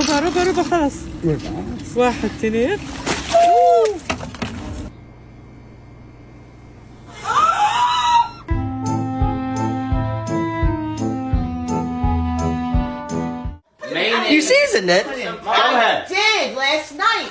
Oh, all right, good. That's the whitest thing I ever seen. It's mayonnaise. Mayonnaise is not a seasoning. It looks a little dark. I thought cleaning the turkey meant the outside. No, it means the inside, grabbing all the neck and stuffing, taking it out. So I don't even know where the hole is. Is it in here? It's already closed. We're several hours in. Everything's looking pretty good. Smells really good. Okay, moment of truth. I am not super hopeful about this. Oh my god. Megan Thee Stallion decided to cook Thanksgiving dinner for Clay Thompson and his family. How would you rate her cooking? Megan Thee Stallion is cooking for everybody except me, and I don't like that. Shoot, pass me a plate. She cooked Thanksgiving dinner for Clay Thompson and his family. I'm talking about greens, mac and cheese, dressing, even the turkey, and everything looked absolutely phenomenal. But baby, I'm not surprised because one thing about us Southern women, we can throw down, okay? Especially Southern black women. Don't nobody touch us when it comes to cooking in that kitchen. I'm wondering if she used Teeny's mac and cheese recipe because I noticed she made a roux for it, and those are the baked beans right there. That is straight food porn, Meg. I'm gonna need that recipe. And the fact that she didn't hire anybody to cater, like with her type of money, I feel like that's what most people would have done, even for a major holiday, but shh. Obviously, the hot girl coach got it. Needless to say, Clay and his family absolutely loved the food. I know they were all sleeping good after eating all of that. I'm so happy that Megan is surrounded by love and was able to spend Thanksgiving with Clay's family, because we do know that she doesn't have much family left since both her parents passed and so did her grandparents. The holidays can be the most happy and most dreadful time of year for some people because they don't have family to spend it with. So I'm happy that Megan is surrounded by people that love and support her, because that's what she deserves. So, how did you celebrate your Thanksgiving? Was it chaotic or dramatic? But remember, if your family starts to fight, please record. It's just a home video. We do it all the time. It's fine. He does this every year. He does it. My mom, we're going to look back on this and we're going to enjoy it, laugh, and everything. It's fine. Make everybody happy. I'll say grace. You're just doing this to get on my nerves. Say it. You're the head of the household. Yeah. All right. Bow your head. Dear Lord, bless the food that's in front of us. Thank you, dear Lord, for all the family that is around the table. And dear Lord, please, I emphasize please, find Jesse a job come Monday morning. Amen. Amen. Amen. Yeah. Amen. Real funny, Dad. Made me look like a stupid idiot in front of the whole family. And I'm grateful for Mom for buying me a new Xbox One after my dick of a dad destroyed it. So you don't appreciate it? Threw her under the bus. You don't appreciate it? Oh, sorry. Did I put you in the spot there? Did I make you look embarrassed? What the hell are you doing? If you're not going to act right around there, be part of the family. You want to make a scene during Thanksgiving? Yeah, really? I do. Because if you don't want to be part of the family, then get out. You're not part of the family the way you act. Oh, boy. I'm not part of the family? No. You don't act right, you're not part of the family. Oh, my God. Oh! You threw a turkey at me? Don't blow up. Oh, my Lord. And you're filming? God! I'm so done! Yeah. What's the matter? No! I'm done! I'm done! I'm done! Well, God! And you, I hope you got your great Thanksgiving video! What a great family this is! Piece of shit! I'm thankful for it. Fuck you! Happy Thanksgiving. Go Eagles! Thanksgiving leftovers, what do you do with them? Look at this. Eating Thanksgiving leftovers today. We have mac and cheese, cornbread dressing, green bean casserole, honey ham, glazed carrots, some cream corn, sweet potato casserole, and also some cornbread. First, the mac and cheese. So good.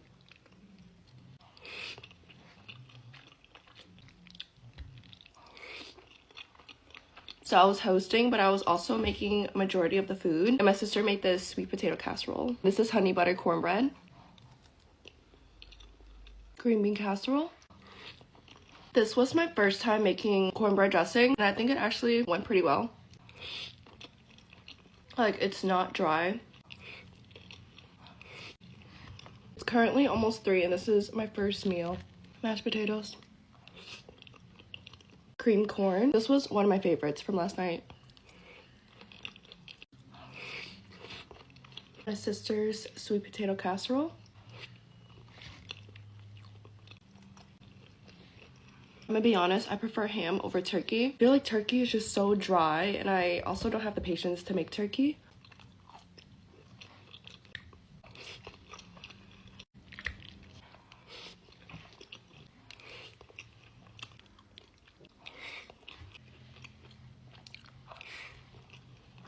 Anyways, this is gonna be my leftovers for the next 2 days, but no complaints because it's so good. And I love Thanksgiving food. So good. Thank you so much for joining us on today's show. See you in the next one. Bye bye.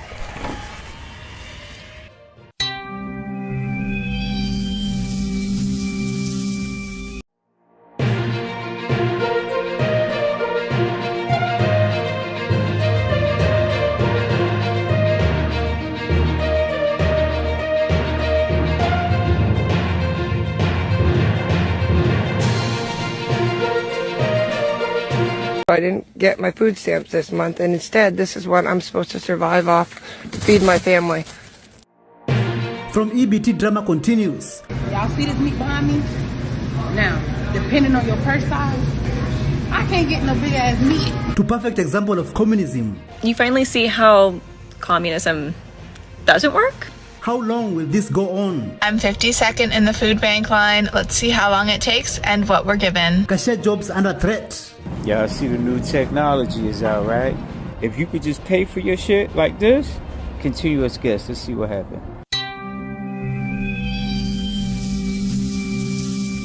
Hello, how are you? Welcome back to Show New Trend. I'm host of today, and my name is Elvis Derry.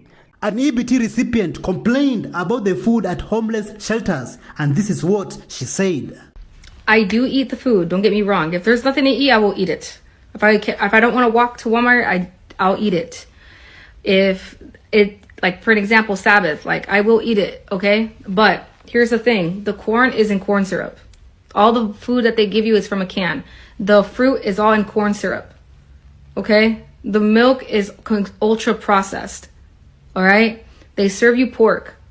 Everything on the tray is drowned in syrup, processed, ultra processed. Like the potatoes are not even potatoes. Potatoes in the box. Potatoes, the mashed potatoes, the potato tots, ultra processed. It's not just processed; it's ultra processed because then it's frozen, and then you gotta it's just extremely handled. Lots and lots of hands are on the food. And like I said, I'll eat it. But that is why I don't like eating here. A woman tells homeschoolers who receive EBT to stay away from CPS if they try talking to them. If you are a low-income homeschooling family on food stamps, if somebody comes to your door with a notebook, like a leather binder, and they knock on your door, do not answer. I have had several followers reach out to me. I don't know how they're getting the information that people are homeschooling on food stamps. Like, I don't know where that information is coming from. I don't know if it's their family inquiring, the school district, I'm not sure. So my friend made the mistake of letting the lady in, and she did not have food in her house or an adequate amount of food, and so the young man had to go stay with his grandmother 2 hours away. You do not have to let child services in your home unless they have a warrant, and if they don't think that you're really abusing your child, they're not going to bother to go down and get a warrant. But yes, I don't know if this is going to be a new thing, like give people their food stamp. I don't know if it's conspiracy. I'm not going to say it's conspiracy. It might be a coincidence. Just don't answer the damn door. Tell your kids to be quiet and pretend like you're not home.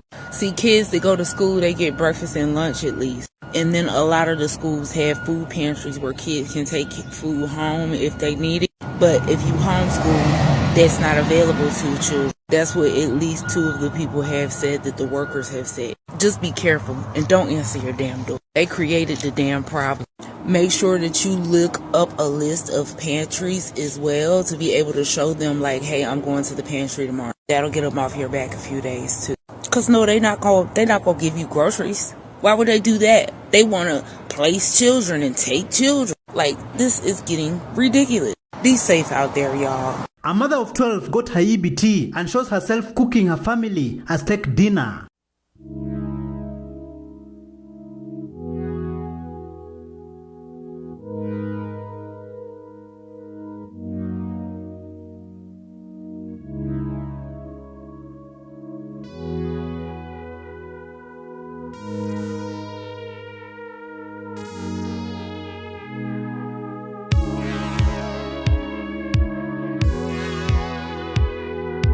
A woman compared SNAP assistance to feeding wildlife.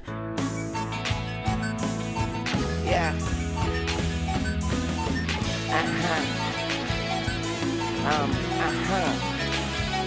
Okay. A woman shows off what she bought using EBT.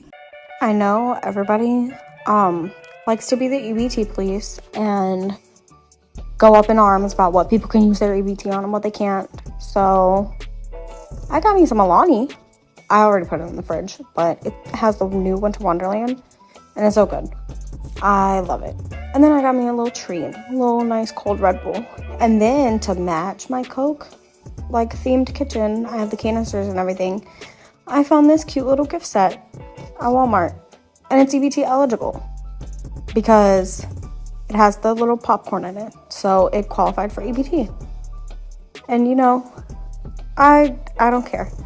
I'm not going to be bothered by what people say. Poor people deserve treats. Thank you. Secret Service and NYPD raided a bodega that was stealing EBT funds and debit card pins. Joe? Yeah. You do your job. So somebody puts an EBT card in there, what do you close your eyes? So you don't look? I don't know. Well, what do you know? So the reason we're here is for your food stamps. You don't have a license to take food stamps here. That white machine on the counter, it's a white Valor point of sale machine. Are you going to tell me I don't do EBT? I didn't have any machine. You're sure? Why don't you got your phone, call the owner. Tell him to come on down, we're going to have a little chat.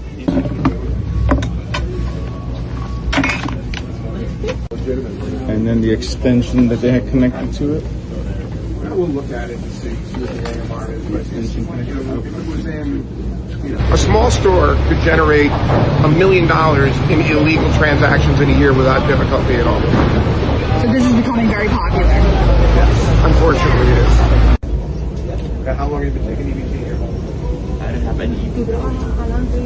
You don't have EBT. Your sign says you take EBT and you got EBT machine on the counter. And we sent somebody in here earlier today and used EBT.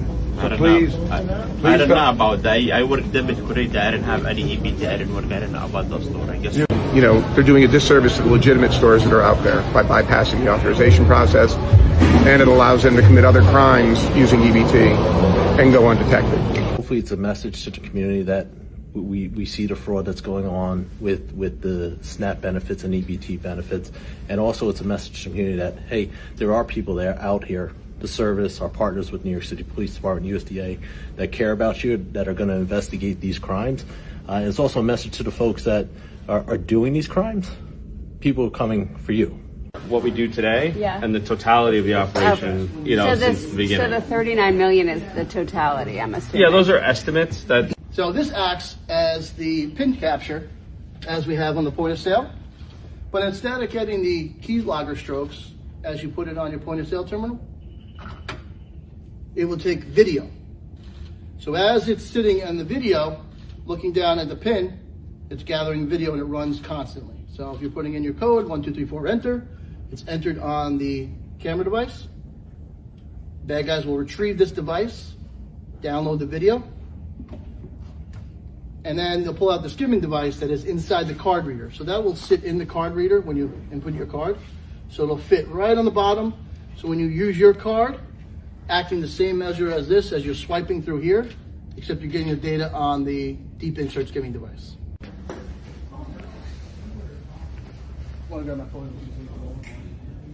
Is there a nice way to describe EBT thieves? Listen to this. I'm back with another ain't no nice way to say things sometimes. I am really sick of seeing this EBT and SNAP shit. And I'm not coming from a heartless place or without any fucking experience. First 18 years of my life, I was 18 and then 4 months later, not even 4 whole fucking months, my mother died. Okay? I was on EBT, food stamps, had the Medicaid, the whole fucking nine. Heating assistance. I fucking know everything. Okay? I know how it all works. Had to have EBT as an adult for 2 young children myself, and I hated it. But, you know, stop acting like the majority of motherfuckers on SNAP are just people in fucking need. There are more people committing fraud and misusing those fucking programs than people receiving benefits who are truly in fucking need. And that's the biggest problem with that whole fucking program. My mother used to sell her fucking stamps, get her dope fix, or whatever fucking else. Yeah, her friends too.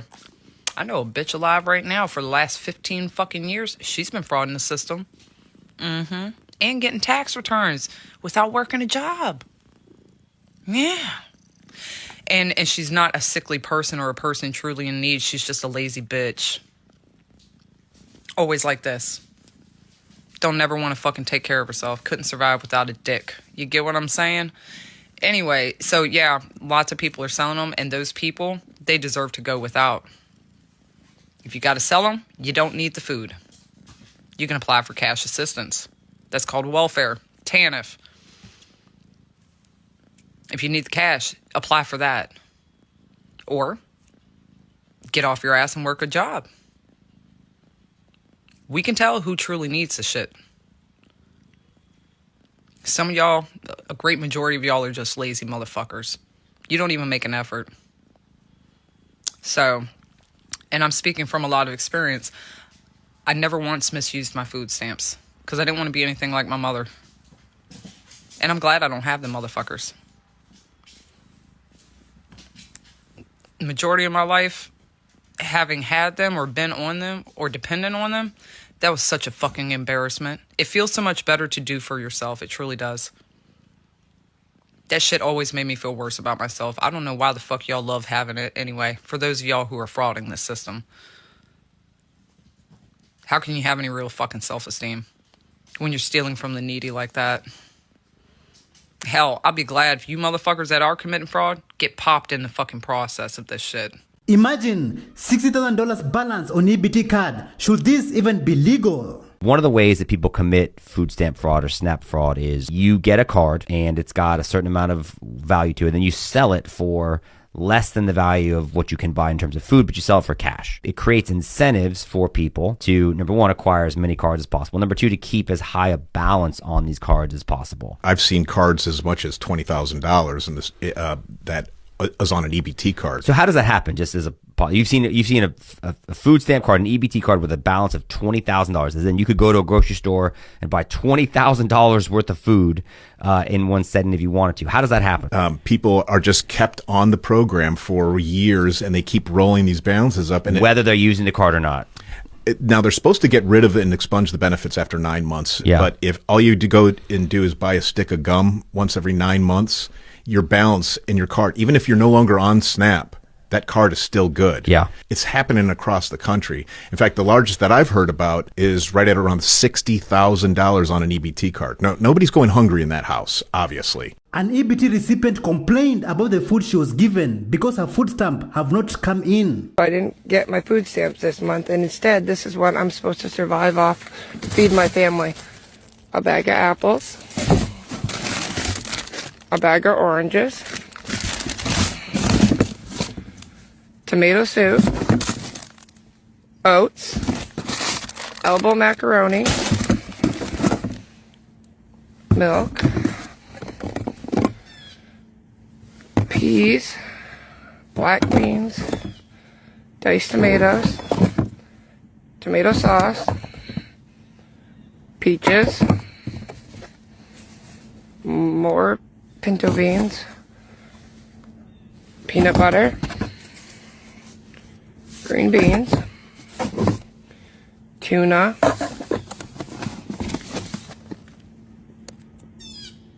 and this. So I'm supposed to feed my family for the entire month with what you see in this box. It's an absolute disgrace and a joke. What is the perfect example of communism? Is this what's happening with EBT and SNAP benefits cut off? So everyone crying about EBT and SNAP being cut off. You finally see how communism doesn't work? You know, when you rely on the government to feed you, you see how easy it is for them to just cut you off and starve you? You see it now, right? So now you see how government-run grocery stores would actually be a detriment to society, right? So you guys would never vote for the guy running on government-funded grocery stores, right, New York? Right? Communism never works, kids. It never works. This is what the state of Louisiana gives with the Commodity Supplemental Food Program, where they give the elderly 1 box of food per month. Ever wonder what the state of Louisiana gives you in a commodities box? A commodity supplemental food program where you can get a box of food once a month if you are elderly. Let me show you everything that Mom got in her box this month. She got this block of cheese, which looks like Velveeta. We got some dry milk mix, a can of beef with juices. I don't know about that. Some peanut butter. Sometimes I'll give her the healthier peanut butter with no sugar, which is awesome. She got several cans of peaches. We got some green beans, some yams, I guess in preparation for Thanksgiving coming up. Like I mentioned, she had several cans of peaches. We got some instant mashed potato flakes, so you can whip up some mashed potatoes easily. We got 1 can of chili with beans, more peaches, more green beans. We got some corn, more corn. 1 can of pinto beans. She also got a bag of dry red beans, which is awesome. She got this 1 jug of apple cherry juice. My niece said it was nasty, but Mama likes it. We also got some grits, a box of Tastios, essentially like Cheerios. She got a bag of rice so she can whip up some red beans and rice, especially if you had a link of sausage or something. She got a box of elbow macaroni noodles, 1 little jug of milk. She said a lot of times they'll put 2 of them in there. If you have a low-income elderly family member in the state of Louisiana, be sure to tell them about this program. An influencer responded to EBT cuts by filling up her purse with meat. Y'all see this meat behind me? Now, depending on your purse size, I can't get no big ass meat. And after that, you come on out when there's no workers and no cameras and you get the fucking work. Come up closer so I can show them how to do it. See this to me? They wanted my purse. All this is one of my purse. Every piece of it. Now don't tell me. I just want to say.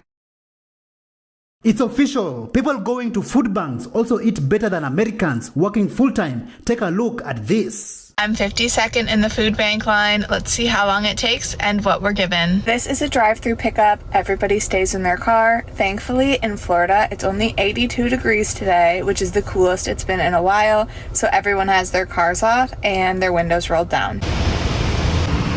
This food bank started right on time. Cars started moving at exactly 5 o'clock. You can already see the first cars getting food. This pickup can handle 2 cars at a time, making it really fast. It's only been 6 minutes and everything is moving very quickly. And after only 10 minutes, we're practically at the front of the line. Here's where they're handing out the food.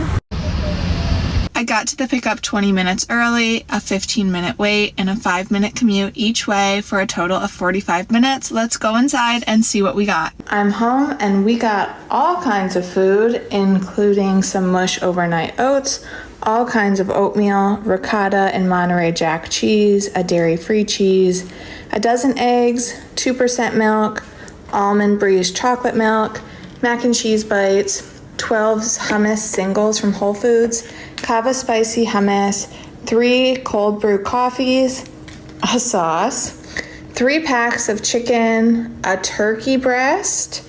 This is 5 pounds of plant-based meat, 2 types of pasta noodles, some rice, canned fruits, vegetables, tomatoes, beans, soup, tuna fish, macaroni and cheese. New shopping carts will eliminate cashier jobs. Are you ready for this? Y'all see the new technology is out, right? Y'all see the shit? Where you now,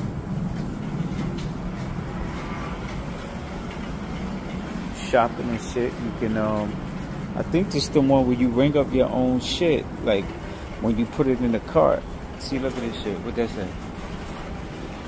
See what this shit say? It say start shopping. You know what I'm saying? So you know what I think, right? This gonna put the motherfucking cashiers. No more. You ain't gonna need no cashiers. If you could just pay for your shit like this, continuous guess. Let's see what happened. First time using new cart.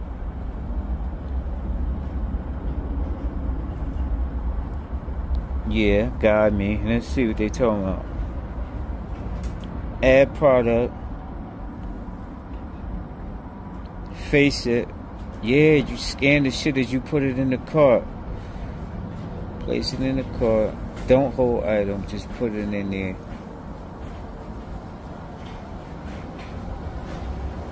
How to add produce.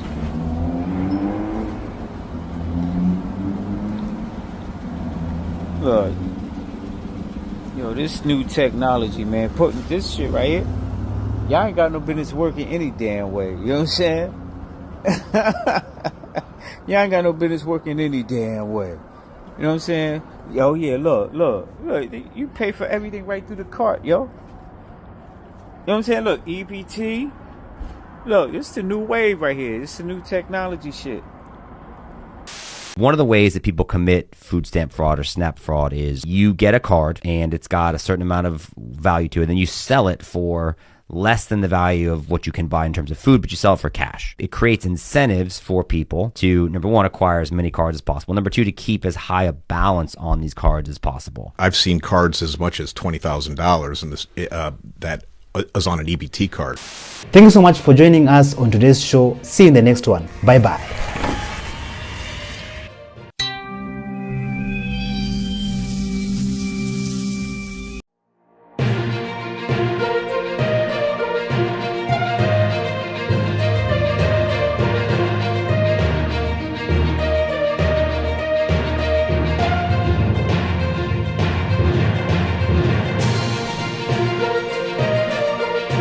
Hello, how are you? Welcome back to Show New Trend. I'm host of today and my name is Elvis Dairy.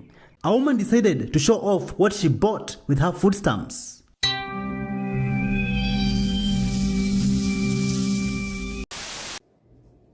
Hey everyone, we just got back from ShopRite.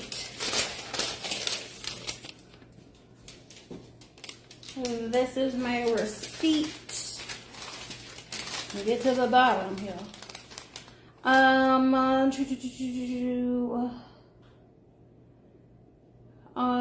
I spent, where is it? Good Lord, oh. $311.90 on EBT and cash $18.49. Did forget a few things. They also did not have a lot of things. So we're not having turkey wings. We're just gonna have a ham, which is fine. So this is what we got. 2 cartons of eggs, a pie. There is on Ibotta, okay, on Ibotta there's like $5 and some change. I think it's like $5.69. Once you submit your receipt, so don't throw it away, okay? Submit it and you'll get your $5.69 back. So if this is free, you're welcome. 2 loaves of bread smushed yet again. 2 of these, I think they were $2.99 or $1.99. I don't know, they were on sale, so we got them.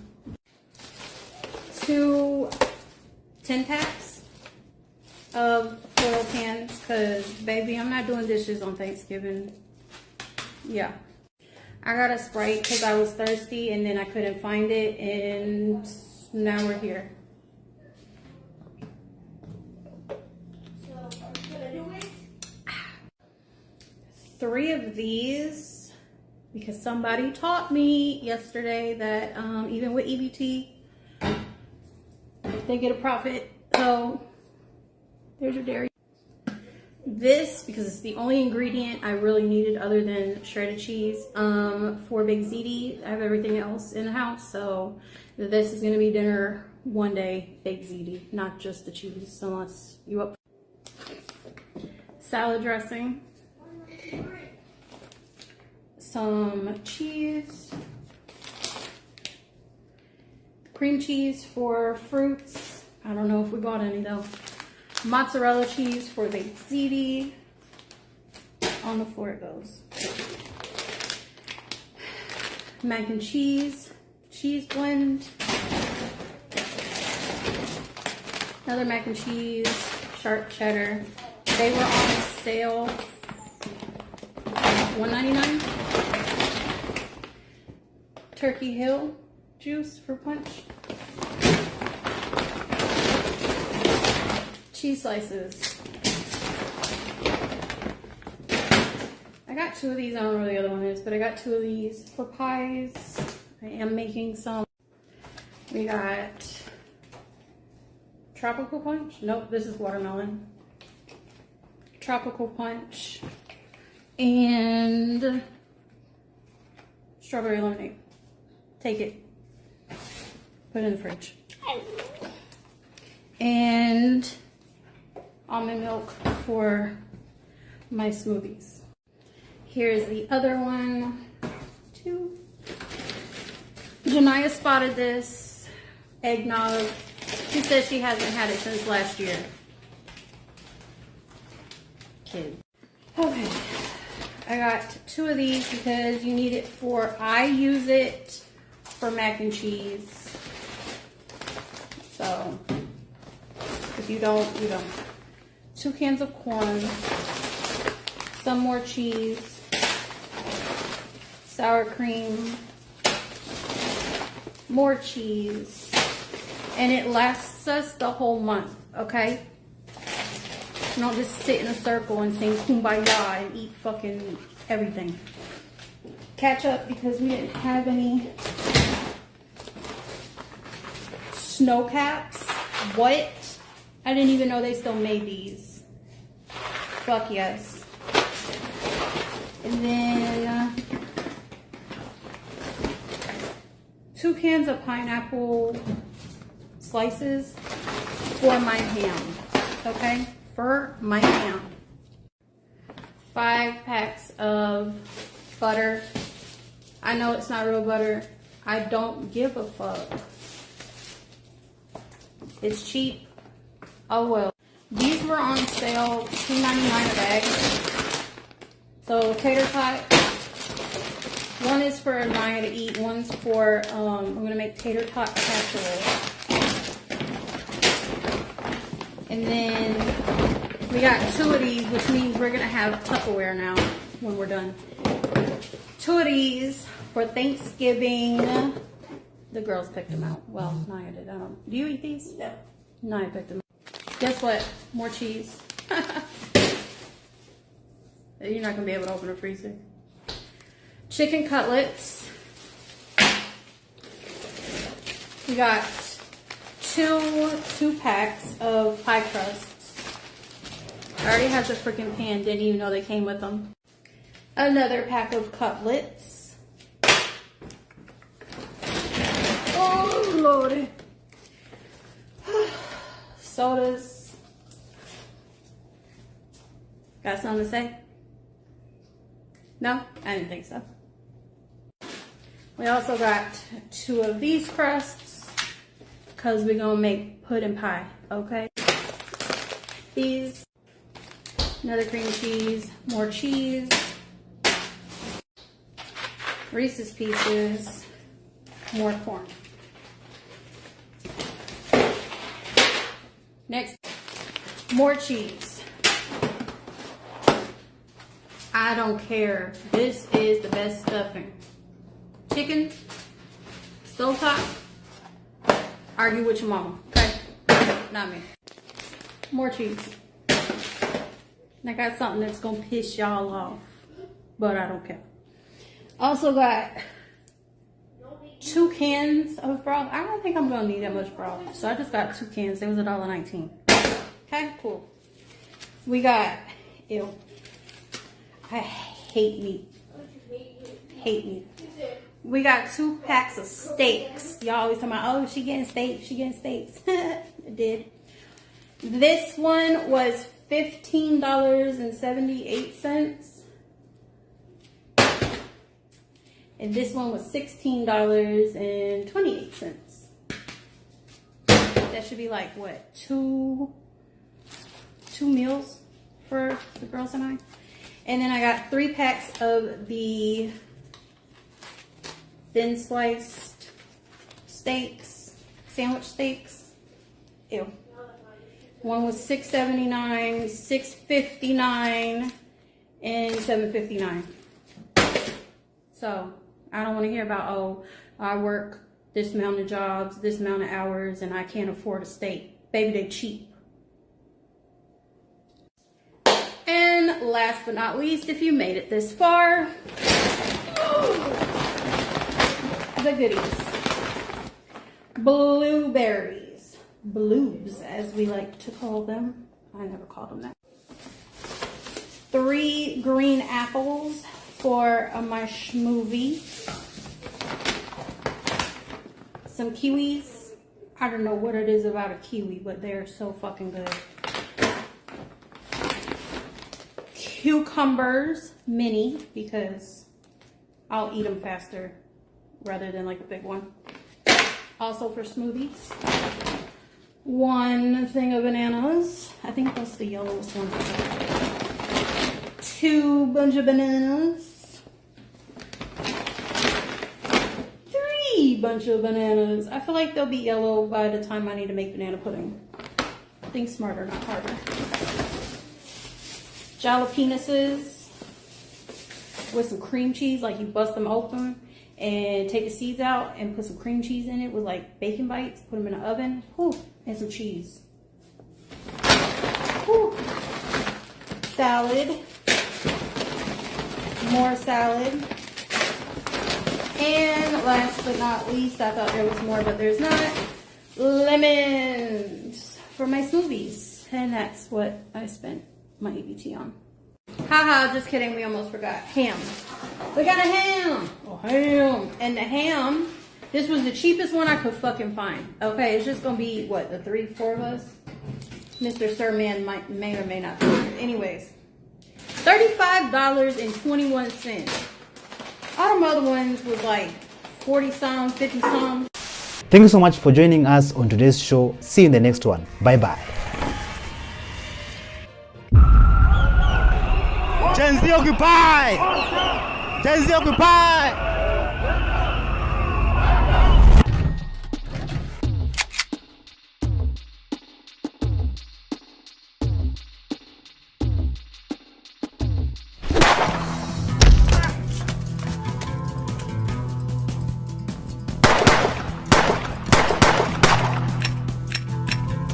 Oh shit.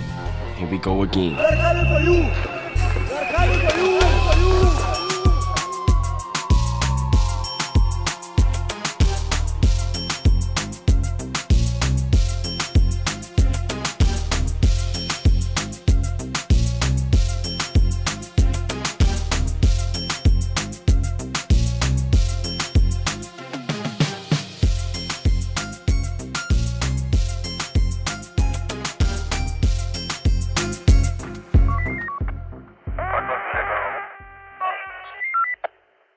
Allah, how are you?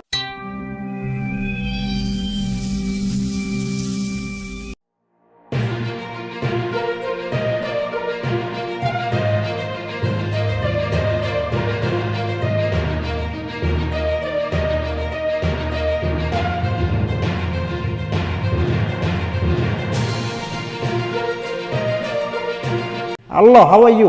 Welcome back to Show New Trend. I'm also today, and my name is Elvis Dairy. Come on, everybody get out, because I'm getting active too. Thanksgiving is supposed to be about family, but sometimes it turns into total chaos. From family fights to holiday fails, we've got the most shocking and hilarious Thanksgiving moments you won't believe. Buckle up, this is Thanksgiving drama like you've never seen.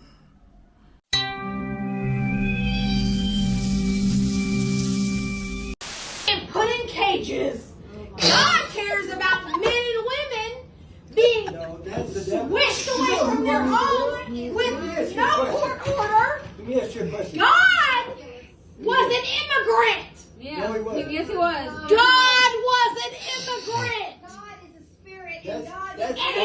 Okay, I'll base the turkey. I based it. Stop it. You can't even. Oh shit! No shit. No shit. It's hot. No kidding. I didn't think the aluminum foil would be hot. I need to baste it. I'm gonna baste it. Why can't I baste it? Because you don't know how. I don't know how to baste. Well, you don't have to take it out. I can just put it in there and do it. No, you can't. Yes, I can. I don't think he trusts you. I guess not. What do you trust her with? The pies? Because I ain't baking them. You're gonna do the casserole. She does that good. Okay. What are you doing?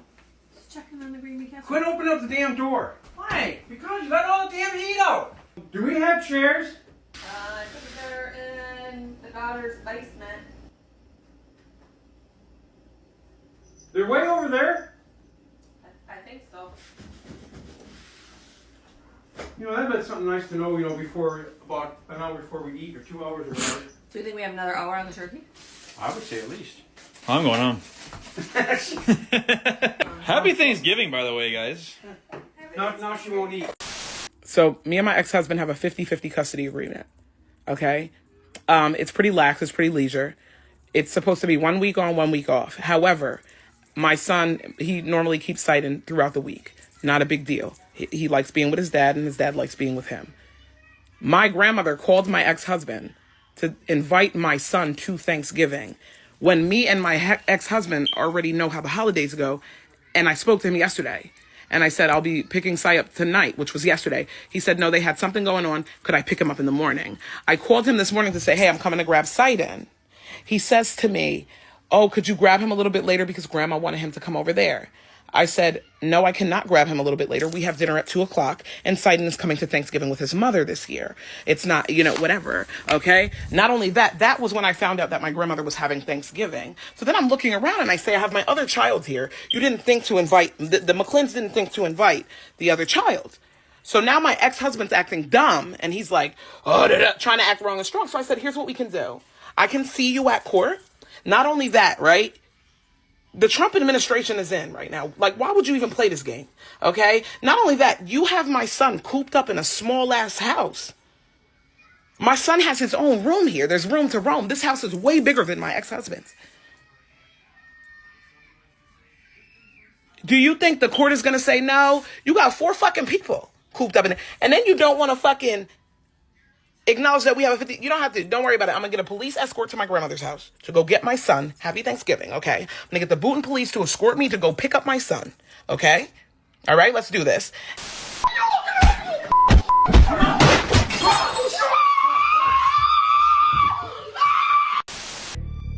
So you still failing in classes?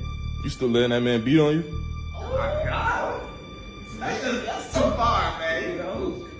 It wasn't too far when you was out giving STDs.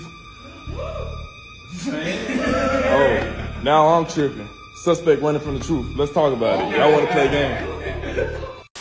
Look at me when I'm talking to you before I slap the shit out. Oh, bitch, if you slap me out.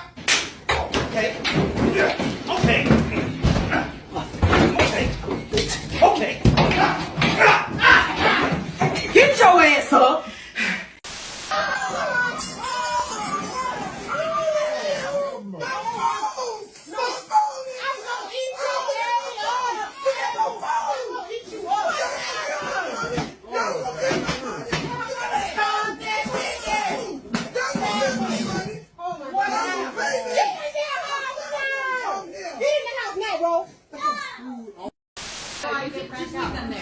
Look, and now you're making these. I didn't even ask him. That's Clean off they're this using the shit. brain. Look at him go. Good job. That's you. I asked you.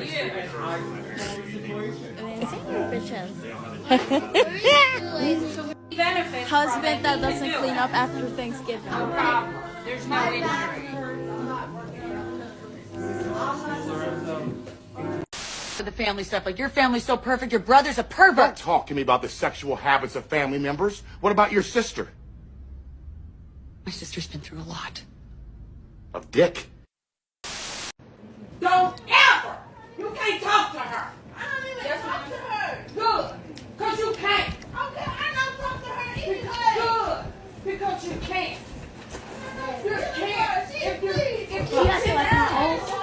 Look at this. Everybody grab your chair! Look at this. They're making us grab a cushion to go sit outside. Unbelievable. This should have been ready already. It should have been ready. It should have been ready. Not only we have to put these out here, now we have to look for our name to sit down. Look at this. Unbelievable. The family disaster. Look at this. Look at this. It's all wet out here. Like how it's still raining outside. Nothing was ready. Nothing was ready. Like seriously. Wow. Candles aren't even lit. Look at that. Look at that. Look at that. It's 10 o'clock. Exactly. 10 o'clock at night, and now we're gonna eat at 10 o'clock at night. Unbelievable. Like I've already lost like 3 pounds. Look at this. 3 pounds right here because we're eating at 10 o'clock and nothing was ready. But yeah, next year I'm just gonna go on a cruise because this is ridiculous. Look at that. Look at that. The chairs. Look at that. Now we have to go with the cushion and go around. Wow, unbelievable. No! This is going on Facebook. No. Don't do them like that. It just looks so... Come on, bitch. Come on. Get out Come on. here. Everybody get out because I'm getting active too. I'm getting active too. Oh, roll. Okay, that's it, roll. That's it. Let go, roll. I'm next. Let's go. Let go, Rolly. I'm next. Let's Let go. go, Rolly. I'm next. Let's go. Oh, yeah. Yeah, get his ass. Hell yeah, get his ass. Get his ass. Fuck is wrong with that nigga? Come on, cuz. Fuck. Whoop my people. Look at me when I'm talking to you before I slap the shit out. Oh, bitch, if you slap me out. Okay. Okay. Okay. Get your ass. People tell me what she talks about me. This is what's right. Everybody knows that. And you know what? I talked about her. I don't talk about it. I don't talk about the shit every told us. I don't share what they have the chairs out there. I haven't talked to her on twice. Wait a minute. We're shedding up things from years ago. We're shedding up. I understand that. I haven't talked to anybody in like 20 years. What do you want to ask me? How much did I ever do for you with your children? Listen. Did you ever let you were let go? Can I say? I prepare this food and bless her body in your name. Amen.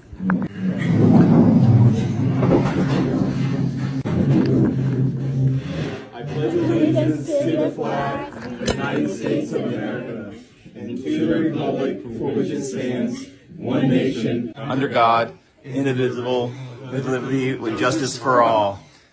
Amen.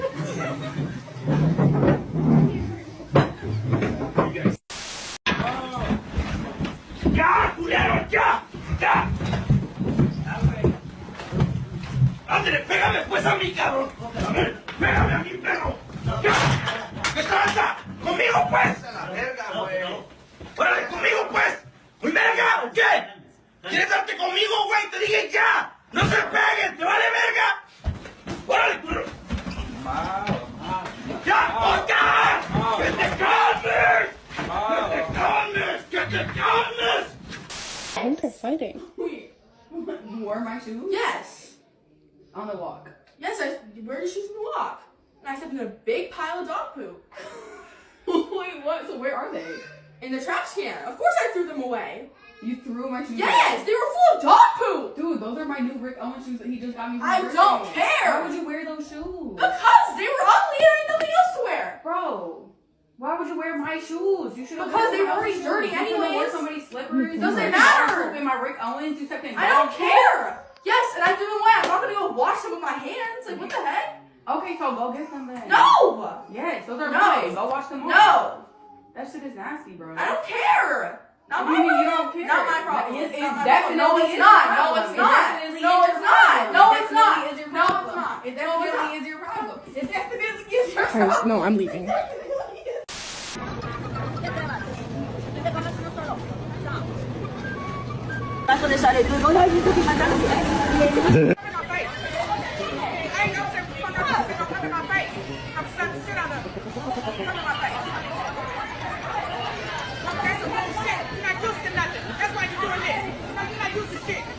Yeah, that's some bullshit though. You know, people not used to letting they do stuff like that. Corripo. This chick. Which Thanksgiving moment shocked you the most? Comment below, and if you want more crazy holiday drama, hit the subscribe button and turn on notifications. We post new shocking clips every single day. Thank you so much for joining us on today's show. See you in the next one. Bye bye. Gen Z occupy! Gen Z occupy!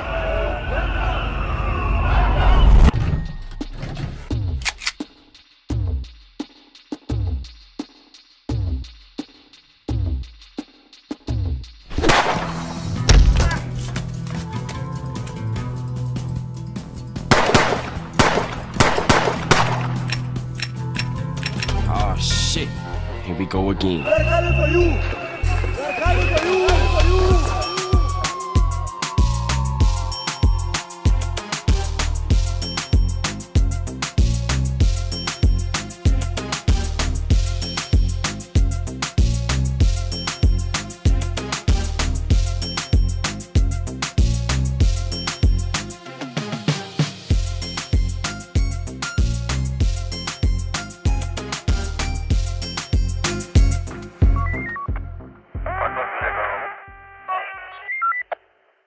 Allah, how are you?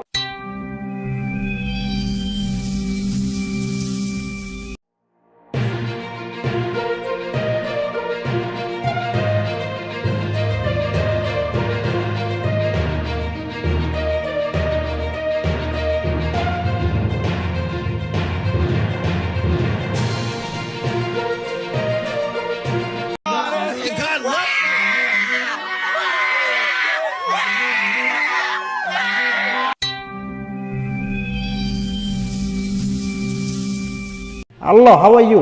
Welcome back to Show New Trend. I'm host of today, and my name is Elvis Dairy.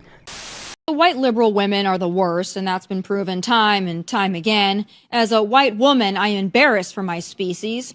What makes white liberal women so insufferable? Well, a big part of it is their innate narcissism, which manifests itself as white guilt, super cringy and bizarre white guilt. Look no further than this. Can you confirm that I just kissed your sneakers?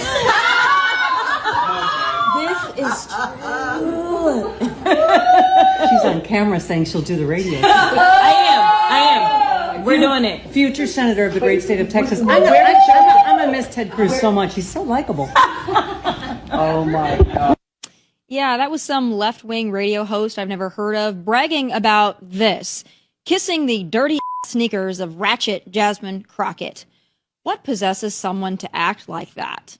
But I guess we shouldn't be surprised. This is how white liberals act in the wild. Remember 2020? Yeah. Now, white libs want you to think this is some kind of racial justice or human rights or some crap like that. But what it is, as I've said before, is deep narcissism and superiority cosplaying as white guilt. Just act normal. Is that so hard?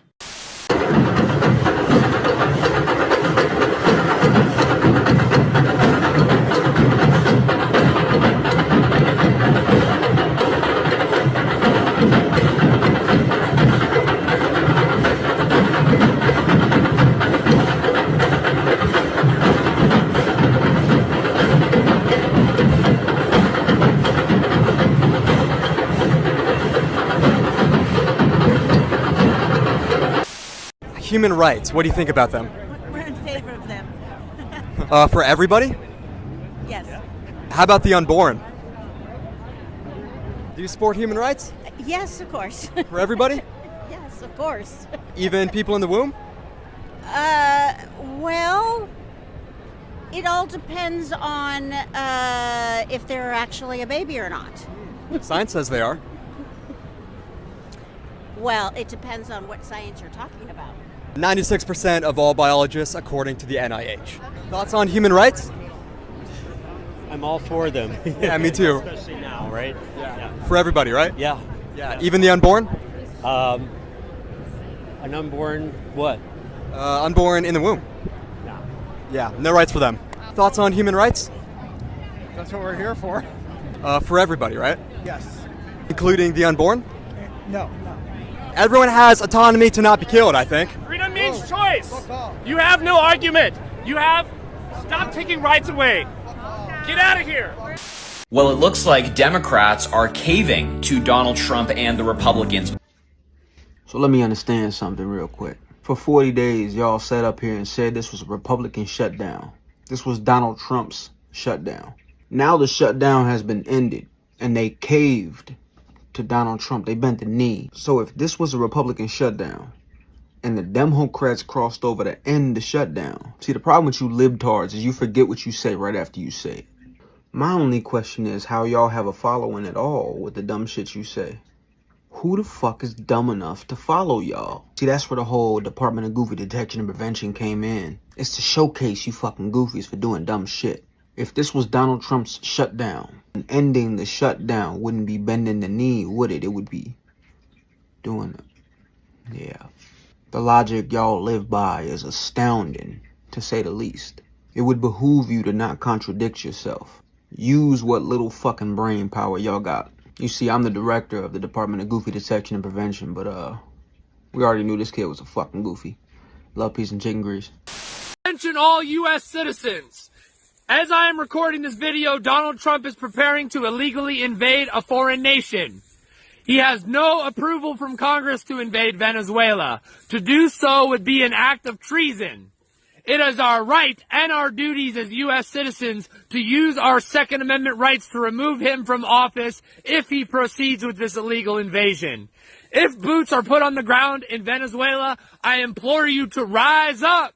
We will not tolerate this tyranny in America. We did not tolerate it when King George taxed us without representation, and we will not tolerate it now. Veterans, remember your oath and prepare for anything. You shouldn't be able to buy junk food with food stamps. You shouldn't be able to buy a second home until every person in the country has a place to live. That's my wokest take. Nobody needs more than one home. No one. Nobody needs a summer home. Homelessness is a huge issue in this country, and we're just letting people buy up homes, whether it's for them or whether they want to flip it or turn it into an Airbnb. I worked in real estate for 3 years, and if I had $1 for every time somebody told me to buy as many houses as possible in order to build wealth, I could have afforded those houses. But I don't need that many houses. I don't need to line my bank account with more money than I know what to do with when there are people out there struggling to find a roof over their head for their family. So if somebody wants to buy Little Debbie's with their food stamps, that is the least of my concerns. For any woman not voting for Harris, I'm having a baby by your man, putting him on child support as soon as the baby's born, dropping him off every weekend, and showing up to the family reunions. Now, with that being said, what color t-shirt we wearing this year to the reunion, boo? No. We're fine. We're gonna ask you to leave. You don't want to look at it? You don't want to hear it? We're customers. You can send it to our media relations. Okay, thank you. Garbage? Are you ice garbage? Mom, let's go. Mom. Who are you? What's your name? Are you ice? Oh, you don't want me to take a picture of your face? Is that because you're ice?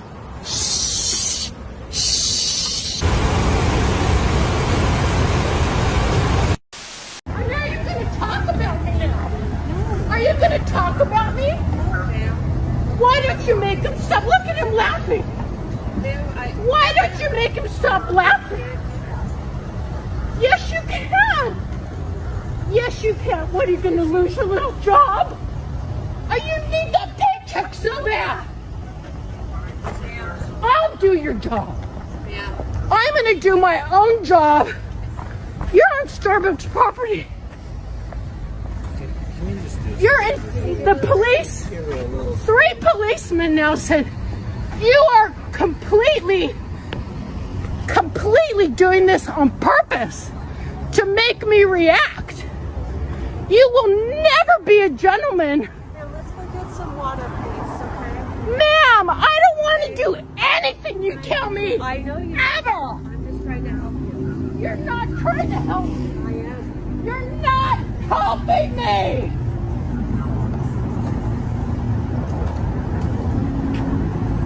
Goodbye. You can. Donde Holy Spirit on you both. You will be convicted of your crime. I know the FBI. I have a ringer. You can call the Bureau and talk to them about it. I'm serious. I'm dead serious. I am dead serious about it. You can call the Bureau too.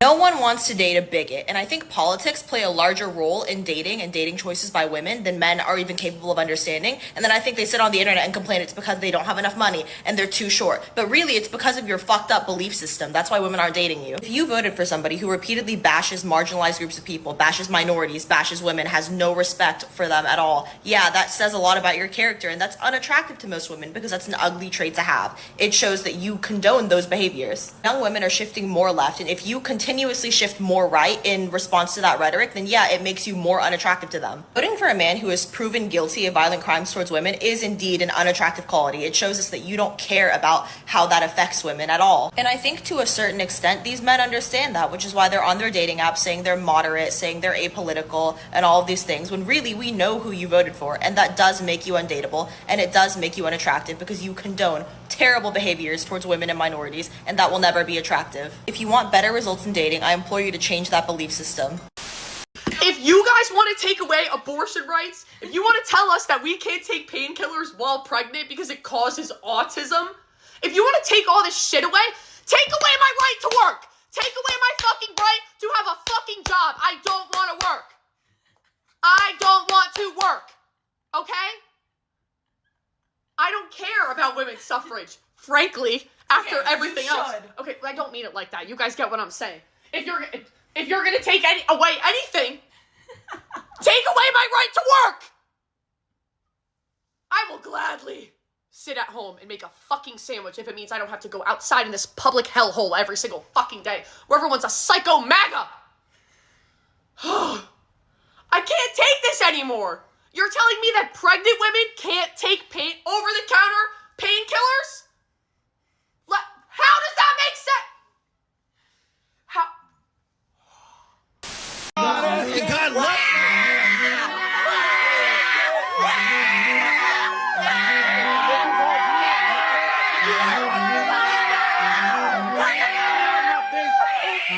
So if you're a conservative, let me know if this resonates with you. If you were to take all the conservatives and put them on one half of the country and take all the liberals and put them on the other half of the country, do you feel like the conservative side would quickly become safer, more efficient, nicer, and like the liberal side would just descend into chaos and their policies and ideals would just reveal themselves to be how stupid they are?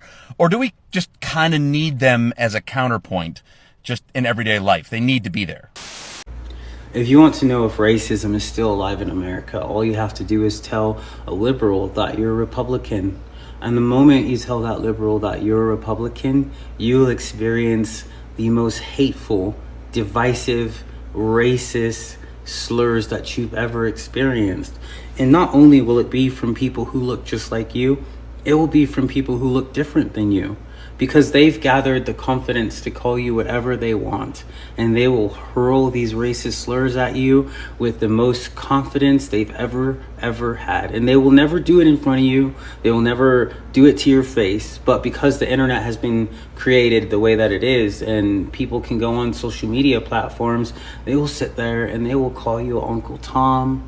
They will say that you escaped the plantation. They will say that you should have never been let out of the chains. They will say the worst things. So yes, racism is alive in America.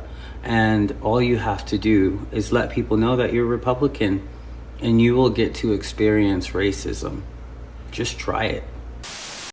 I'm here in New York about to illegally vote for Zoran Mamdani 6 times. Yeah, 6. This is the difference between a white liberal and a white conservative in the eyes of a black man, okay?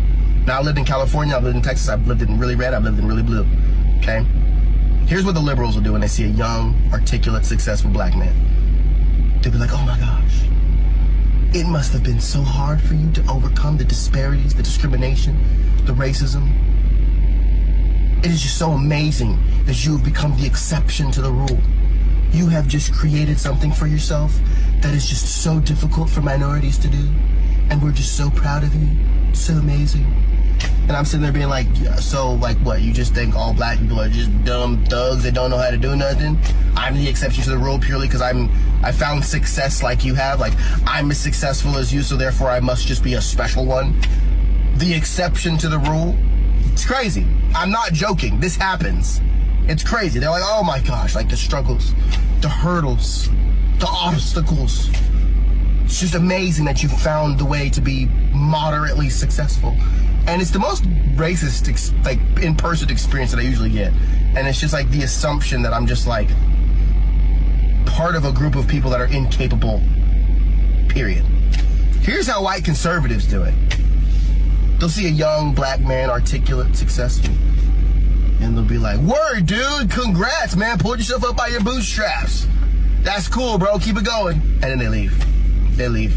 Because they don't care. Conservative, they don't care. It's like, oh, you worked hard? You want a cookie? You want a cookie for working hard? And they don't care. They're like, dude, are you kidding me? I'll congratulate you for just being a hard worker, but like, I'm not going to sit here and, you know, singing in the arms of an angel. There's a black man trying to make money. It's like ridiculous. So I love conservatives for that. Like, hey, word, dude. Good job, man. Keep it going. And they walk off. Liberals gotta freaking sing me a song, tap dance a little bit, get on their knees and kiss my big toe, apologize for their whiteness, and tell me that I'm the exception to the rule because all black people are stupid. And it's just like, damn, liberals, y'all really are so ignorant you can't see your ignorance. It's painful. I genuinely, I'd rather be ignored than praised for my disabilities. Fake disabilities, by the way. Anyway, that's all I was trying to say. Thank you so much for joining us on today's show. See you in the next one. Bye bye.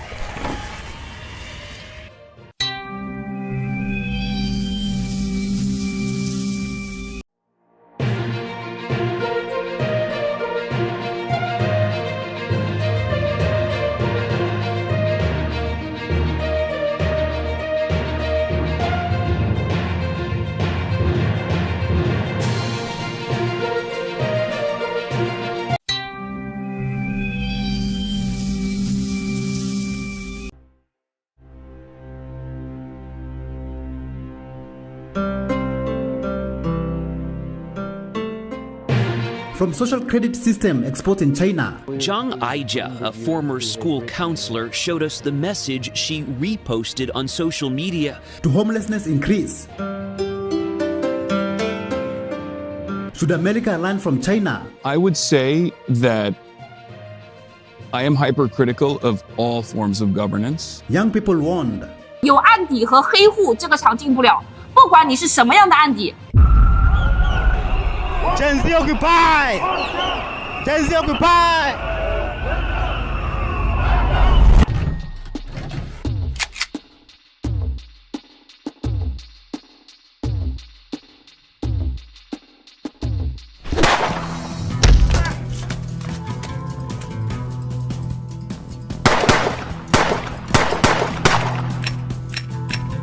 Oh shit, here we go again.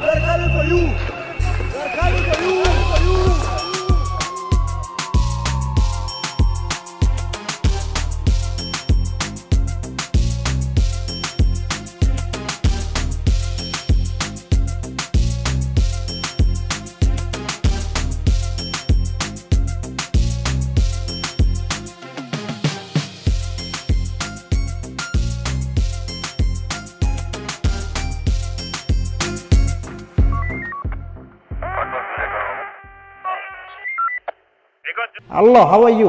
Welcome back to Show New Trend. I'm host of today and my name is Elvis Dairy. In China, once you're blacklisted by social credit system, you are immediately cut off from banking service and digital payments. And how does this work? Among them is this journalist Liu Hu. He got a little too close to uncovering corruption among high-profile party members. After being sued for defamation by the subject of a story he'd written, he was blacklisted. But he only realized when he tried to buy a train ticket and was told he was banned from traveling. That tells me I'm still on the blacklist. Punished because he's been branded untrustworthy by the state. Once you're blacklisted, you can no longer get a bank loan, start a business, buy an apartment, or even send your children to a private school. Liu Hu is among a tiny minority of people who have dared to criticize the system, which some are calling a digital dictatorship. I worry, because I think many people like me will be deprived of individual freedoms, and all of us will live with restrictions of one kind or another. After our meeting, Liu Hu learned that his name had been removed from the blacklist, but he still has a long way to go if he doesn't want to languish at the bottom of the social credit hierarchy. A single social media post that criticizes the government can cost you 50 social credit points, leading to arrest and blacklisting. Is the message that got you into such trouble? Zhang Aijia, a former school counselor, showed us the message she reposted on social media, which cost her her job, even her home. It's incredible that these few paragraphs got you into so much trouble. I was shocked, she said. Our country is going backwards. The post was an apparent jab at China's President Xi Jinping. Police showed up at her school to question her, and days later she was fired and forced to leave her school housing. This is the 21st century, she said, so why does it feel like a society with an emperor? In other countries, people can criticize, even mock leaders. Unlike credit scores in the United States, China's social credit system will go over every detail of your personal life. The state will go over every detail of a person's life with a fine-tooth comb. Their financial situation, spending habits, career, even behavior on social media. Criticizing the government online or displaying outward signs of wealth is a no-no. On the other hand, praising the party or giving blood increases your social credit. Xiao Wen Wang is a model citizen. She lives in Nanjing, a testing ground for social ranking. Married with a child, she has a job in a retirement home, no debts, and she wouldn't dream of jaywalking. As a good citizen, I respect the rules of the road. If I didn't, I'd lose points on my social credit. In theory, everything can be taken into account in the social score, even the most innocuous errands like supermarket shopping. When Xiao Wen Wang makes an electronic payment, her purchases tell the state a lot about her. Buying cigarettes would count against her. On the other hand, nappies show she's an attentive mother. Beer could indicate alcoholism. She'd be better off buying water. Do you think China is more capitalistic than America? Listen to this. I think there's many ways in which the Chinese are much more capitalistic than the Americans are today. They engage in much more ruthless competition, red in tooth and nail, about fighting for all sorts of business. There's all sorts of ways in which the Chinese are doing better manufacturing than the Americans. China built about one America's worth of highways over 18 years, between 1993 to 2011. 9 years after that, they built another America's worth of highways. They're still building all sorts of dams. They're still building all sorts of weaponry projects. And so this is where I think that the Americans have a few good lessons to learn from China, that China has produced, to some extent, functional public works, very orderly cities, a very robust manufacturing base, all of these things that Washington, D.C., the rest of America does not really exemplify very well today. But China is also a one-party police state. You know, the government can do more or less what it likes. America doesn't have that luxury. It's a very messy kind of democracies, like most democracies. Do you think ultimately that degree of control in China will be a problem for them? Perhaps over the very long term. But right now, the autocratic states like China are doing a pretty good job at provision of all sorts of public works. Now, I want to be very clear that I don't think that the United States should just learn from China. I think there are much better models available to the United States. We can look at how Japan has built high-speed rail, how the French and the Spanish have built subway systems. The Danish have excellent public works as well. So I would love for the U.S. to study a little bit more from, let's say, the Europeans, let's say from the Japanese, rather than directly from the Chinese. Country that the US should learn from. Do you agree with this? You said something interesting, because, you know, I was born in the Soviet Union, so we both have direct experience of socialism in various shapes and forms. You talked about, well, there's positives and there's negatives. So is there a country that's done socialism the way that you like? I would say that I am hypercritical of all forms of governance, including the American one. I think that's not a surprise to you guys, right? And in that same vein, I think like there is critiques to apply to all forms of governance, even socialist ones. Yeah. And as far as like getting closer to what I think has been relatively successful, because if ultimately the point of government is to improve the material conditions of all people, to the best of your ability. It's not always going to be perfect, but when you are getting, I don't know, the poorest people, the poorest of the dispossessed masses out of a situation where they were servile, the landed gentry, or they were peasants from an agrarian society, or they were dominated by the landlords, but then ultimately they were able to come into modernity and become like a powerhouse, an industrial powerhouse that is competitive with the largest superpower on the planet. I would say if that's the point of good governance, and I think you guys might agree with me on that, I would say China is probably the closest. And there are still plenty of failures within the Chinese system as well, plenty of issues within the Chinese system as well. But that's probably the closest, I would say, to an example that we should follow. And lessons that we should learn from. This is something that I talk about quite a bit. Ironically enough, we only utilize some of the most repressive elements of Chinese governance here in the United States of America, especially in the second Trump administration, and none of the good stuff. We don't have any high-speed rail. We don't have any even development. There is seemingly nothing to look forward to in America in terms of economic prosperity, in terms of overall health of society, in terms of scientific achievements. And I think a lot of younger people also feel the same way, where they feel like there's nothing to look forward to here. In China, the CBDC is linked to your digital ID. If you drive too fast, the speed camera will deduct your driver's license points before automatically deducting your fine from your digital wallet. If you jaywalk, the facial recognition system will immediately display your face on a public board of shame and deduct points from your wallet.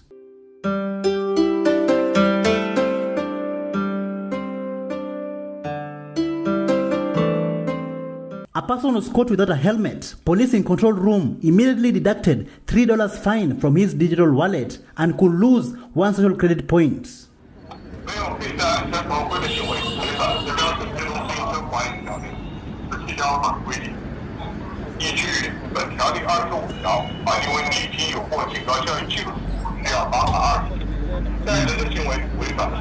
In Beijing, the homeless are hiding under a bridge. Many young people are becoming homeless after blacklisted by social credit system.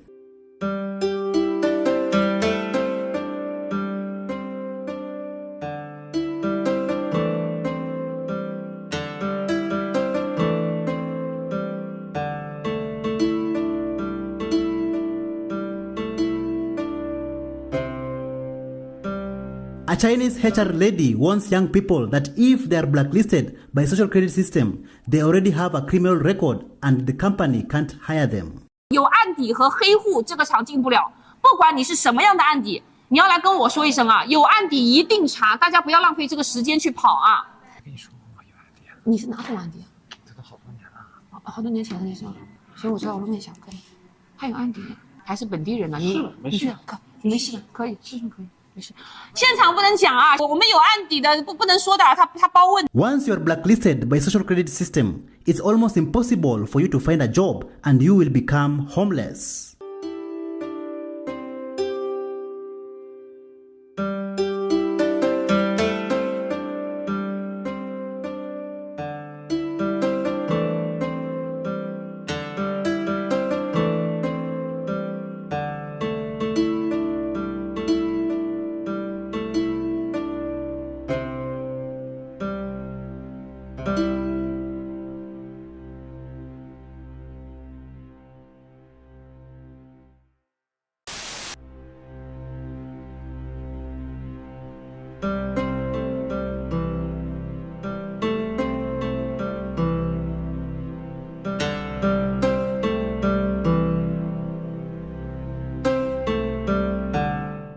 Thank you so much for joining us on today's show. See you in the next one. Bye bye.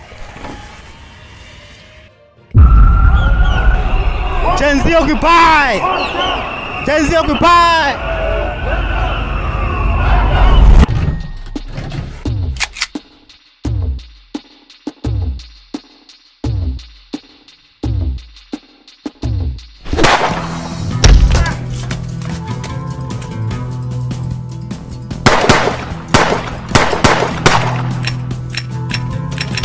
Shit, here we go again. They're coming for you.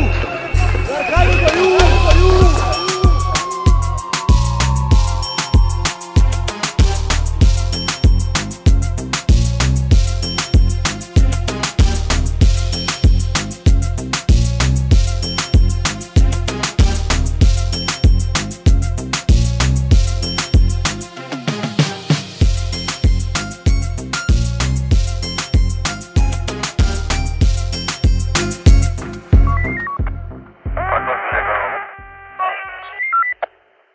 Hello, how are you?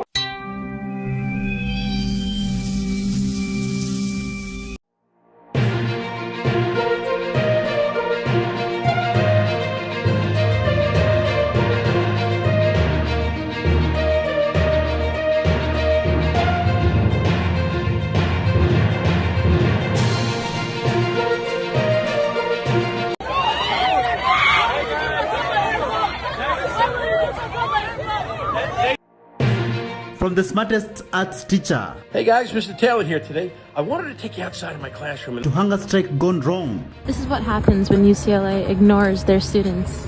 Why were they laughing? To turn around and ask them, what's funny? Mr. Beast in Saudi Arabia.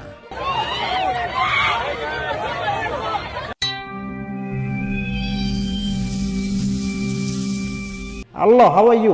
Welcome back to Show New Trend. I'm also today, and my name is Elvis Derry.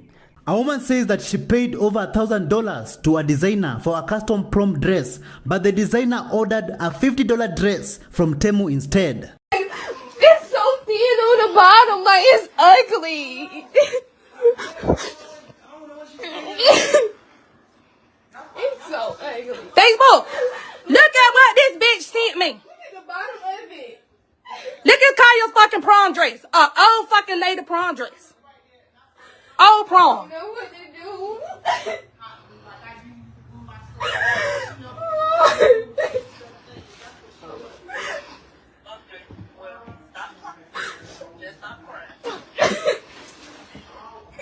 Well, can you just buy a gown somewhere and then rock him out? No. I knew that shit. That's why the bitch waited so damn long. I don't know. I wish I knew where she stayed at. Don't even put it in the trash. Take that in the trash. And look, she need to pay you for the makeup. Everything you had to pay for that prom.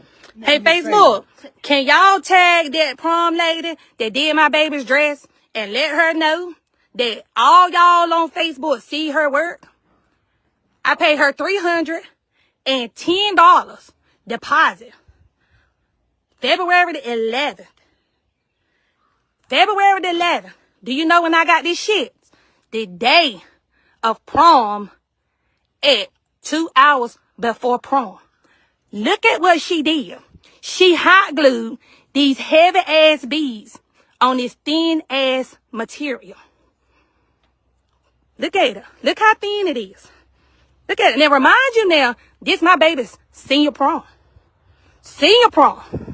And I don't spend hella money getting my baby to look pretty so she can wear this ugly ass. YouTuber Mr. Beast has opened up his theme park known as the Beastland in Saudi Arabia with thousands of people in line to get in. Thank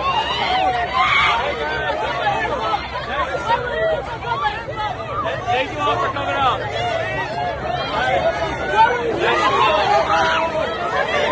A TikTok influencer ordered to pay $1.75 million for destroying a marriage after she seduced and had an affair with another woman's husband. I was raised to respect the marriage. I was raised to respect God. Kira becoming emotional, thinking of the impact this has on her kids. It was horrible. Like, I can't, even right now, I don't like going out in public with my kids because I'll get stopped in the store.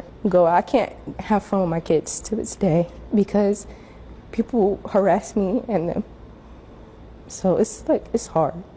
Attorney Robinetta Jones, who represented Montague, says the evidence of Kennard's actions, who has since married Montague's ex-husband, has consequences. I want people to be able to think, okay, Miss Montague won $1.75 million. Is that man worth it? Is that woman worth it? They will think now. The case capturing attention worldwide. She has an outpouring of support from everyone online and just here in the state of North Carolina. It's because a lot of women can resonate with her. Deeply in love with that man, that I would do anything for him. I made sure that I put him first, and I shouldn't have. An influencer confronts a kid at Walmart to ask him why he was laughing while walking behind her. So yeah, I'm walking in Walmart, and I walk past these kids. And they just started like laughing, like something was funny. I had to turn around and ask them, what's funny? Because kids always laugh when I walk past, like, what's funny to y'all? Excuse me. No, I'm talking, come here. Yeah, I just want to ask you something. I'm not mad. Where your grandma? I don't want to get you in trouble. So question. I just want to ask y'all, because I know a lot of kids, they laugh at my butt, but I'm not a kid, so I don't know what would make them laugh. Can you tell me what made you laugh? I just want to know from a kid's because I'm not a kid, so I just don't, but a lot of kids do that. I don't know what would be funny about it. I don't know, it's just like, it's like big for your size. Oh, okay, so that makes sense. That makes sense. I appreciate you. Thank you so much. You're welcome. Take care of yourself, okay? Thank you, baby. Thank you. That helped me out a lot. A male Burger King employee became enraged after a customer misgendered him. What is your name? What is your name, sir? My name is Lily. Okay, and you're stating that you called me sir, correct? You called me young man, and I politely corrected you multiple times. You don't get to correct me. I will address you as what I see. I have no obligation whatever to enter. Yes, you do, sir. Unless, of course, Burger King, unless Burger King has a policy to behave this way to their clients. Maybe they do. We will find that out.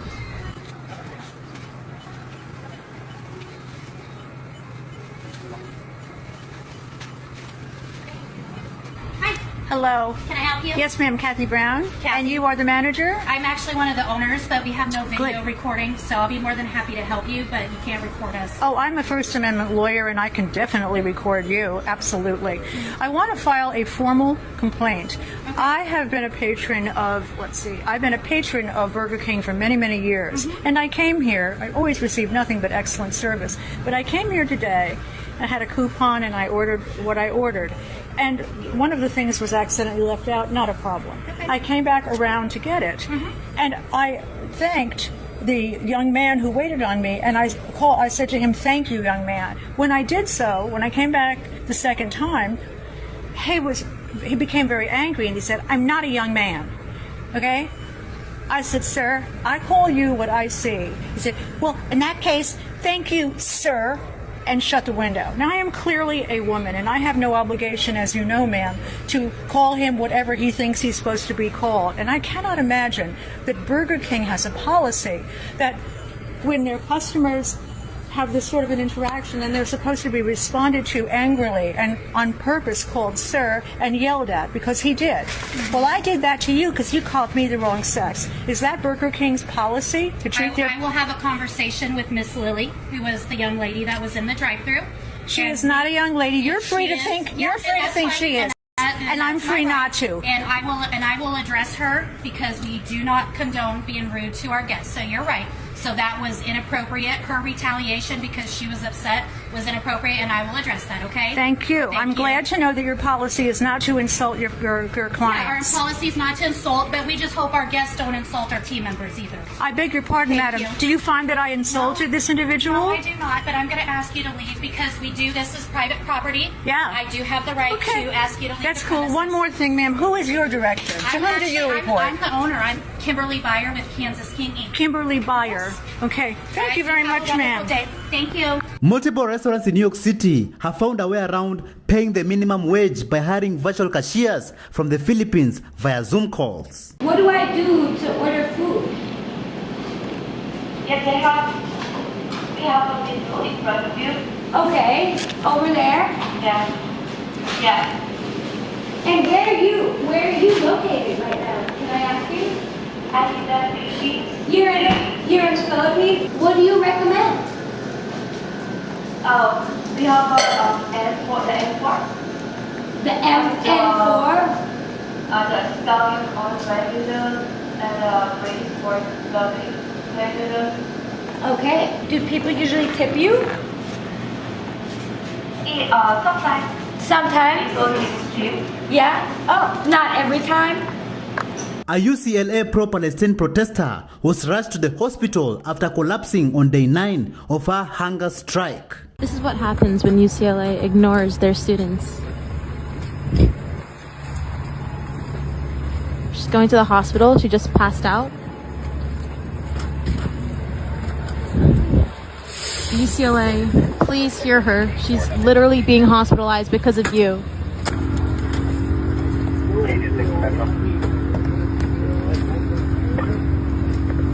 This is on you, UCLA.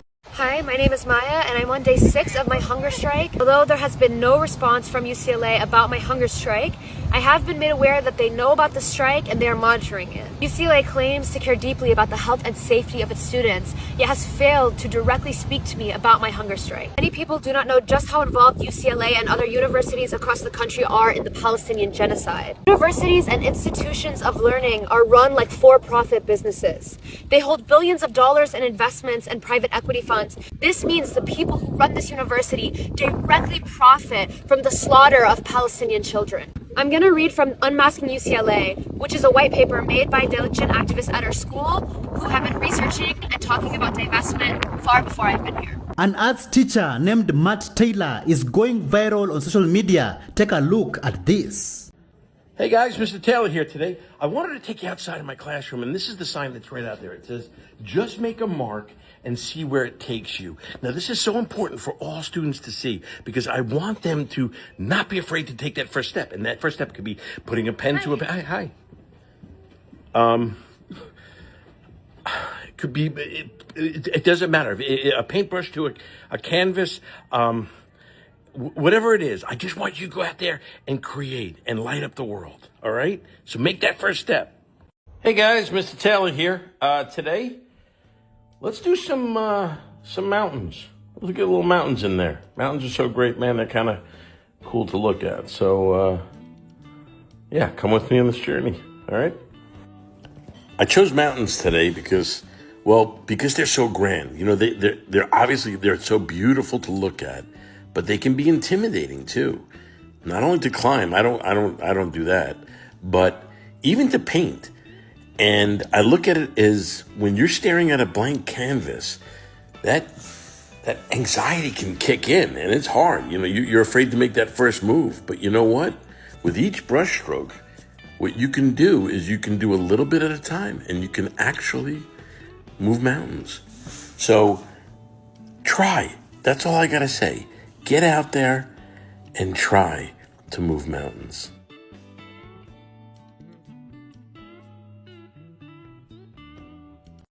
Hey guys, Mr. Taylor here. Today is, well, it's kind of a rainy day, so let's draw something beautiful. What do you say with some pastels? We'll make it look nice. Come along with me on this journey. Come on. They say beauty is in the eye of the beholder. I'm not sure I agree. The things that hit hardest, like a sunset that turns the sky orange, or a song that tightens your chest when you think of a loved one. I mean, that beauty isn't coming from me. It's coming from them. It's in the sunset, the waterfall, the face of the ones we love. The beauty is there whether we see it or not. It's already shining. In the world, in each other, in you. All we have to do is look up, look closer, and notice it. A woman uses dish soap to properly clean her ground beef before cooking and feeding it to her family.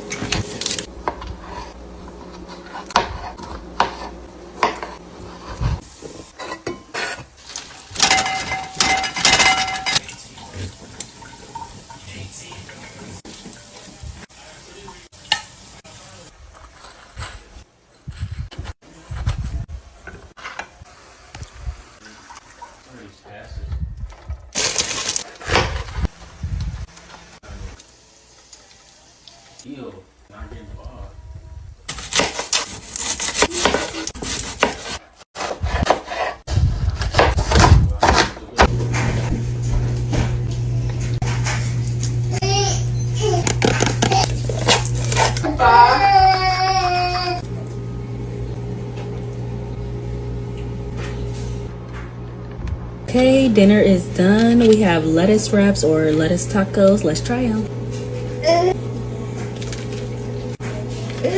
10 out of 10. 10 out of motherfucking 10. Thank you so much for joining us on today's show. See you in the next one. Bye bye.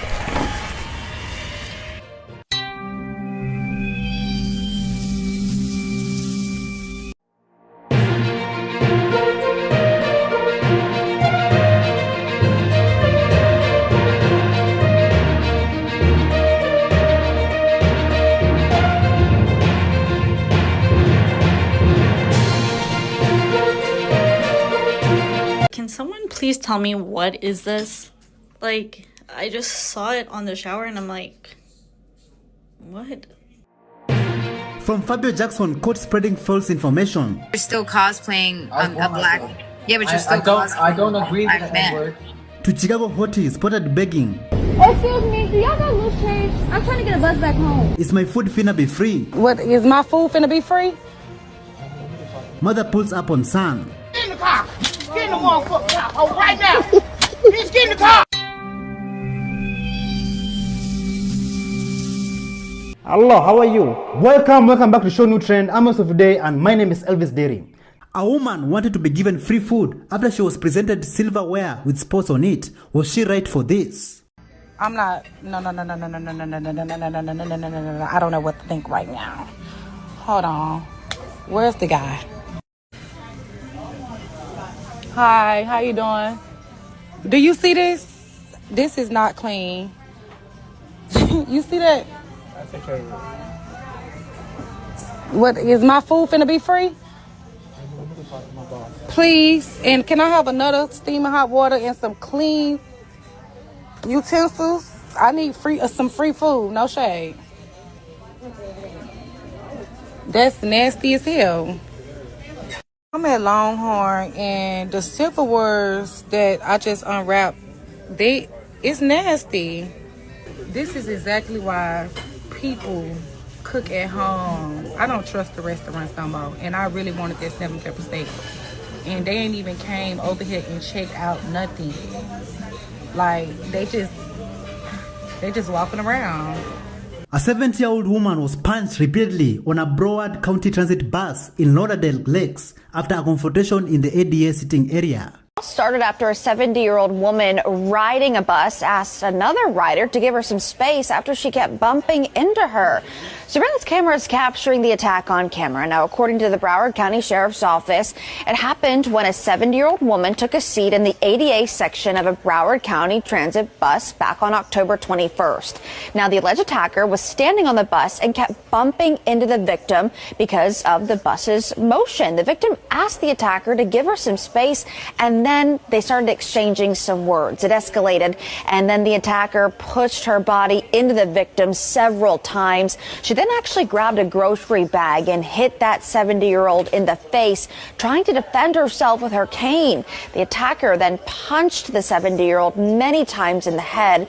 The bus driver eventually noticed what was happening and stopped the bus in the 4100 block of West Oakland Park Boulevard in Lauderdale Lakes. Now, that 70-year-old woman did suffer some bruising, but she is set to be okay. Now, take a good look at your camera or your screen. That is who police were looking for, that alleged attacker. If you saw her or you were in the area October 21st, you know something, please say something. Contact Broward Crime Stoppers at 954-493-TIPS. A mother insists on immediate and scheduled care for her child at a booked doctor's office, escalating from excuses like impending travel and family duties. Oh no, I need to have her seen today. Oh, we're kind of booked today. I don't know if we can work her in today.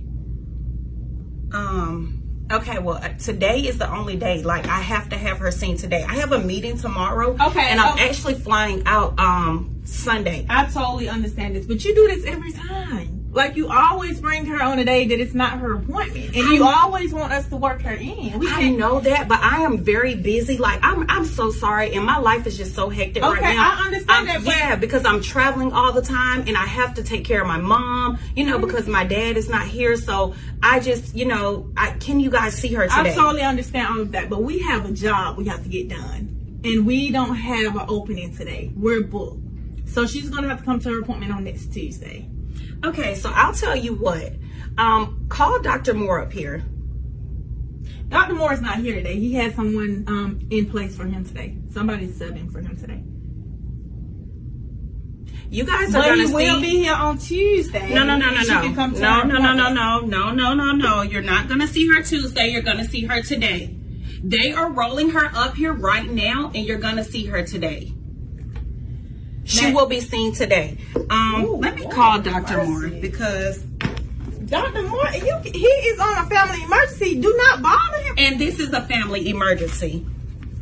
A video is circulating of Michael Jackson impersonator Fabio Jackson spreading false information that has people outraged. Listen to this. You're still cosplaying a black. Yeah, but you're still. I don't agree with the man. N-word. I don't agree. Yeah, but you're still. You do know Michael Jackson is black, right? He's a black man. He's a black African American man.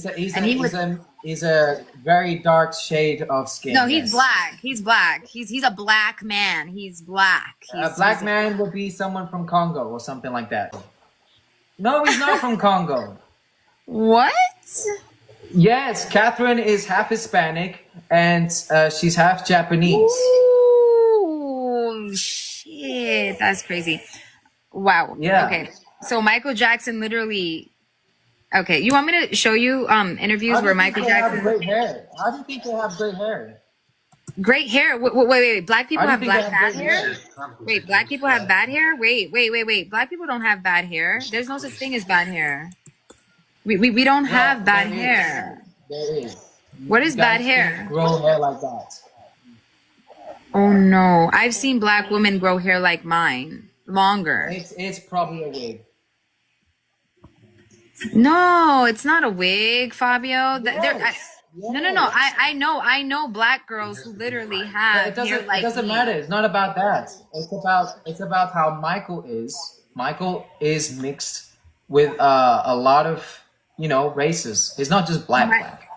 He's black. He has a lot of shades of different mix. Do Why be realistic here? I am realistic. Michael Jackson are also mixed with other races, right? So that doesn't make you fully Indian. But yeah, but you have to put in whatever your ancestry was. Wait, but Michael was black though. He was definitely black. He's dark skinned. He's a black man. He's got the fro. He's got the. He honestly looks more brown than black, to be honest. Hold on, let me take that filter off. A woman films herself while taking and eating unpaid items from a hotel breakfast buffet while sitting on a lobby bench. Hotel for some free breakfast, and that's the best thing I done did. I'm gonna sit right here on this bench and enjoy it. And I'm gonna go back for seconds. Period. Going back for seconds. I'm having too much fun. Gonna make me a waffle now, y'all. Oh, they got whipped cream. Oh, I'm gonna put some of that on my waffle. Might get some cereal to go. Let me get some more eggs while I'm at it. Looks so good. Come on, girl, get out of here now. Late number 2. Let's sit down and enjoy this swim. An anime cosplayer allegedly took her own life after facing racially motivated harassment online.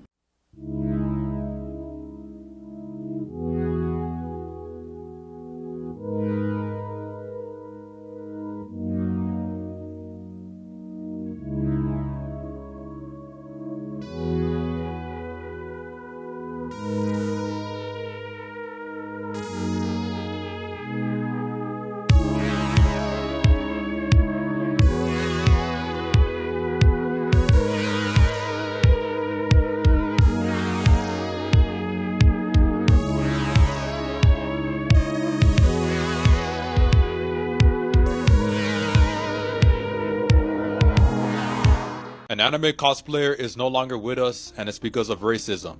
Ashley, who went by the username SquidKid1111, she was a cosplayer that cosplayed anime characters. Some of her cosplays include Nami from One Piece, Ochako from My Hero Academia, Rize from Chainsaw Man, Mao Mao from The Apothecary Diaries, as well as video game characters. Her cosplays are amazing. If we scroll through her page, you guys cannot tell me these aren't good cosplays. But wait, some people will say they aren't good because she's black. Unfortunately, racism is still very much a thing in today's world. Ashley's family made a post announcing the passing of Ashley. They revealed in a recent story post that she received many disgusting racist comments. I'm not going to put the comments on screen, but just know they are disgusting. All these comments built up dark thoughts within Ashley, and she decided to exit the world by her own hands. Something like this should never happen in the anime, gaming, cosplaying community. Fans should be able to cosplay any character that they like, and they shouldn't have to worry about receiving racist comments. We need more people to take a stand and bring awareness to the situation. I'm calling upon Crunchyroll to make a post, statement, article talking about this. You guys are the biggest anime platform in the world, and this needs to be talked about because it's not okay. Something needs to change. There needs to be a change. Ashley loved anime. Make a post, statement, article talking about this. We don't need something like this ever happening again in the community. No more racist comments. We have creators like Tony Weaver Jr., Trevon the Titan, Seiji Cosplay. They all made great videos bringing awareness to the situation. Crunchyroll, you guys need to do the same. You guys have that influence. Bring awareness to the situation so something like this never happens again. Ashley, may you rest in peace. Your cosplays will be admired by many people around the world. Don't worry. A black woman says that white people are inbred and that she will be happy to see them go extinct. White people are killing their own selves off. They are wiping themselves off the planet. Look around you. You know, white person's DNA is probably 50% Neanderthal, 50% of one of their own family members because they're so inbred. Y'all are so genetically fucked up that, I mean, the sun doesn't even like you guys. Y'all are slowly but surely becoming less and less and less and less of a majority, that you are now considered a minority. Think about that for a second. All this Aryan, think about it. You're saying never mix. So you're gonna end up fucking a family member? Nasty ass. Hurry up though, go extinct. I like that. A Chicago hottie was spotted begging strangers for money outside her ex-boyfriend's apartment.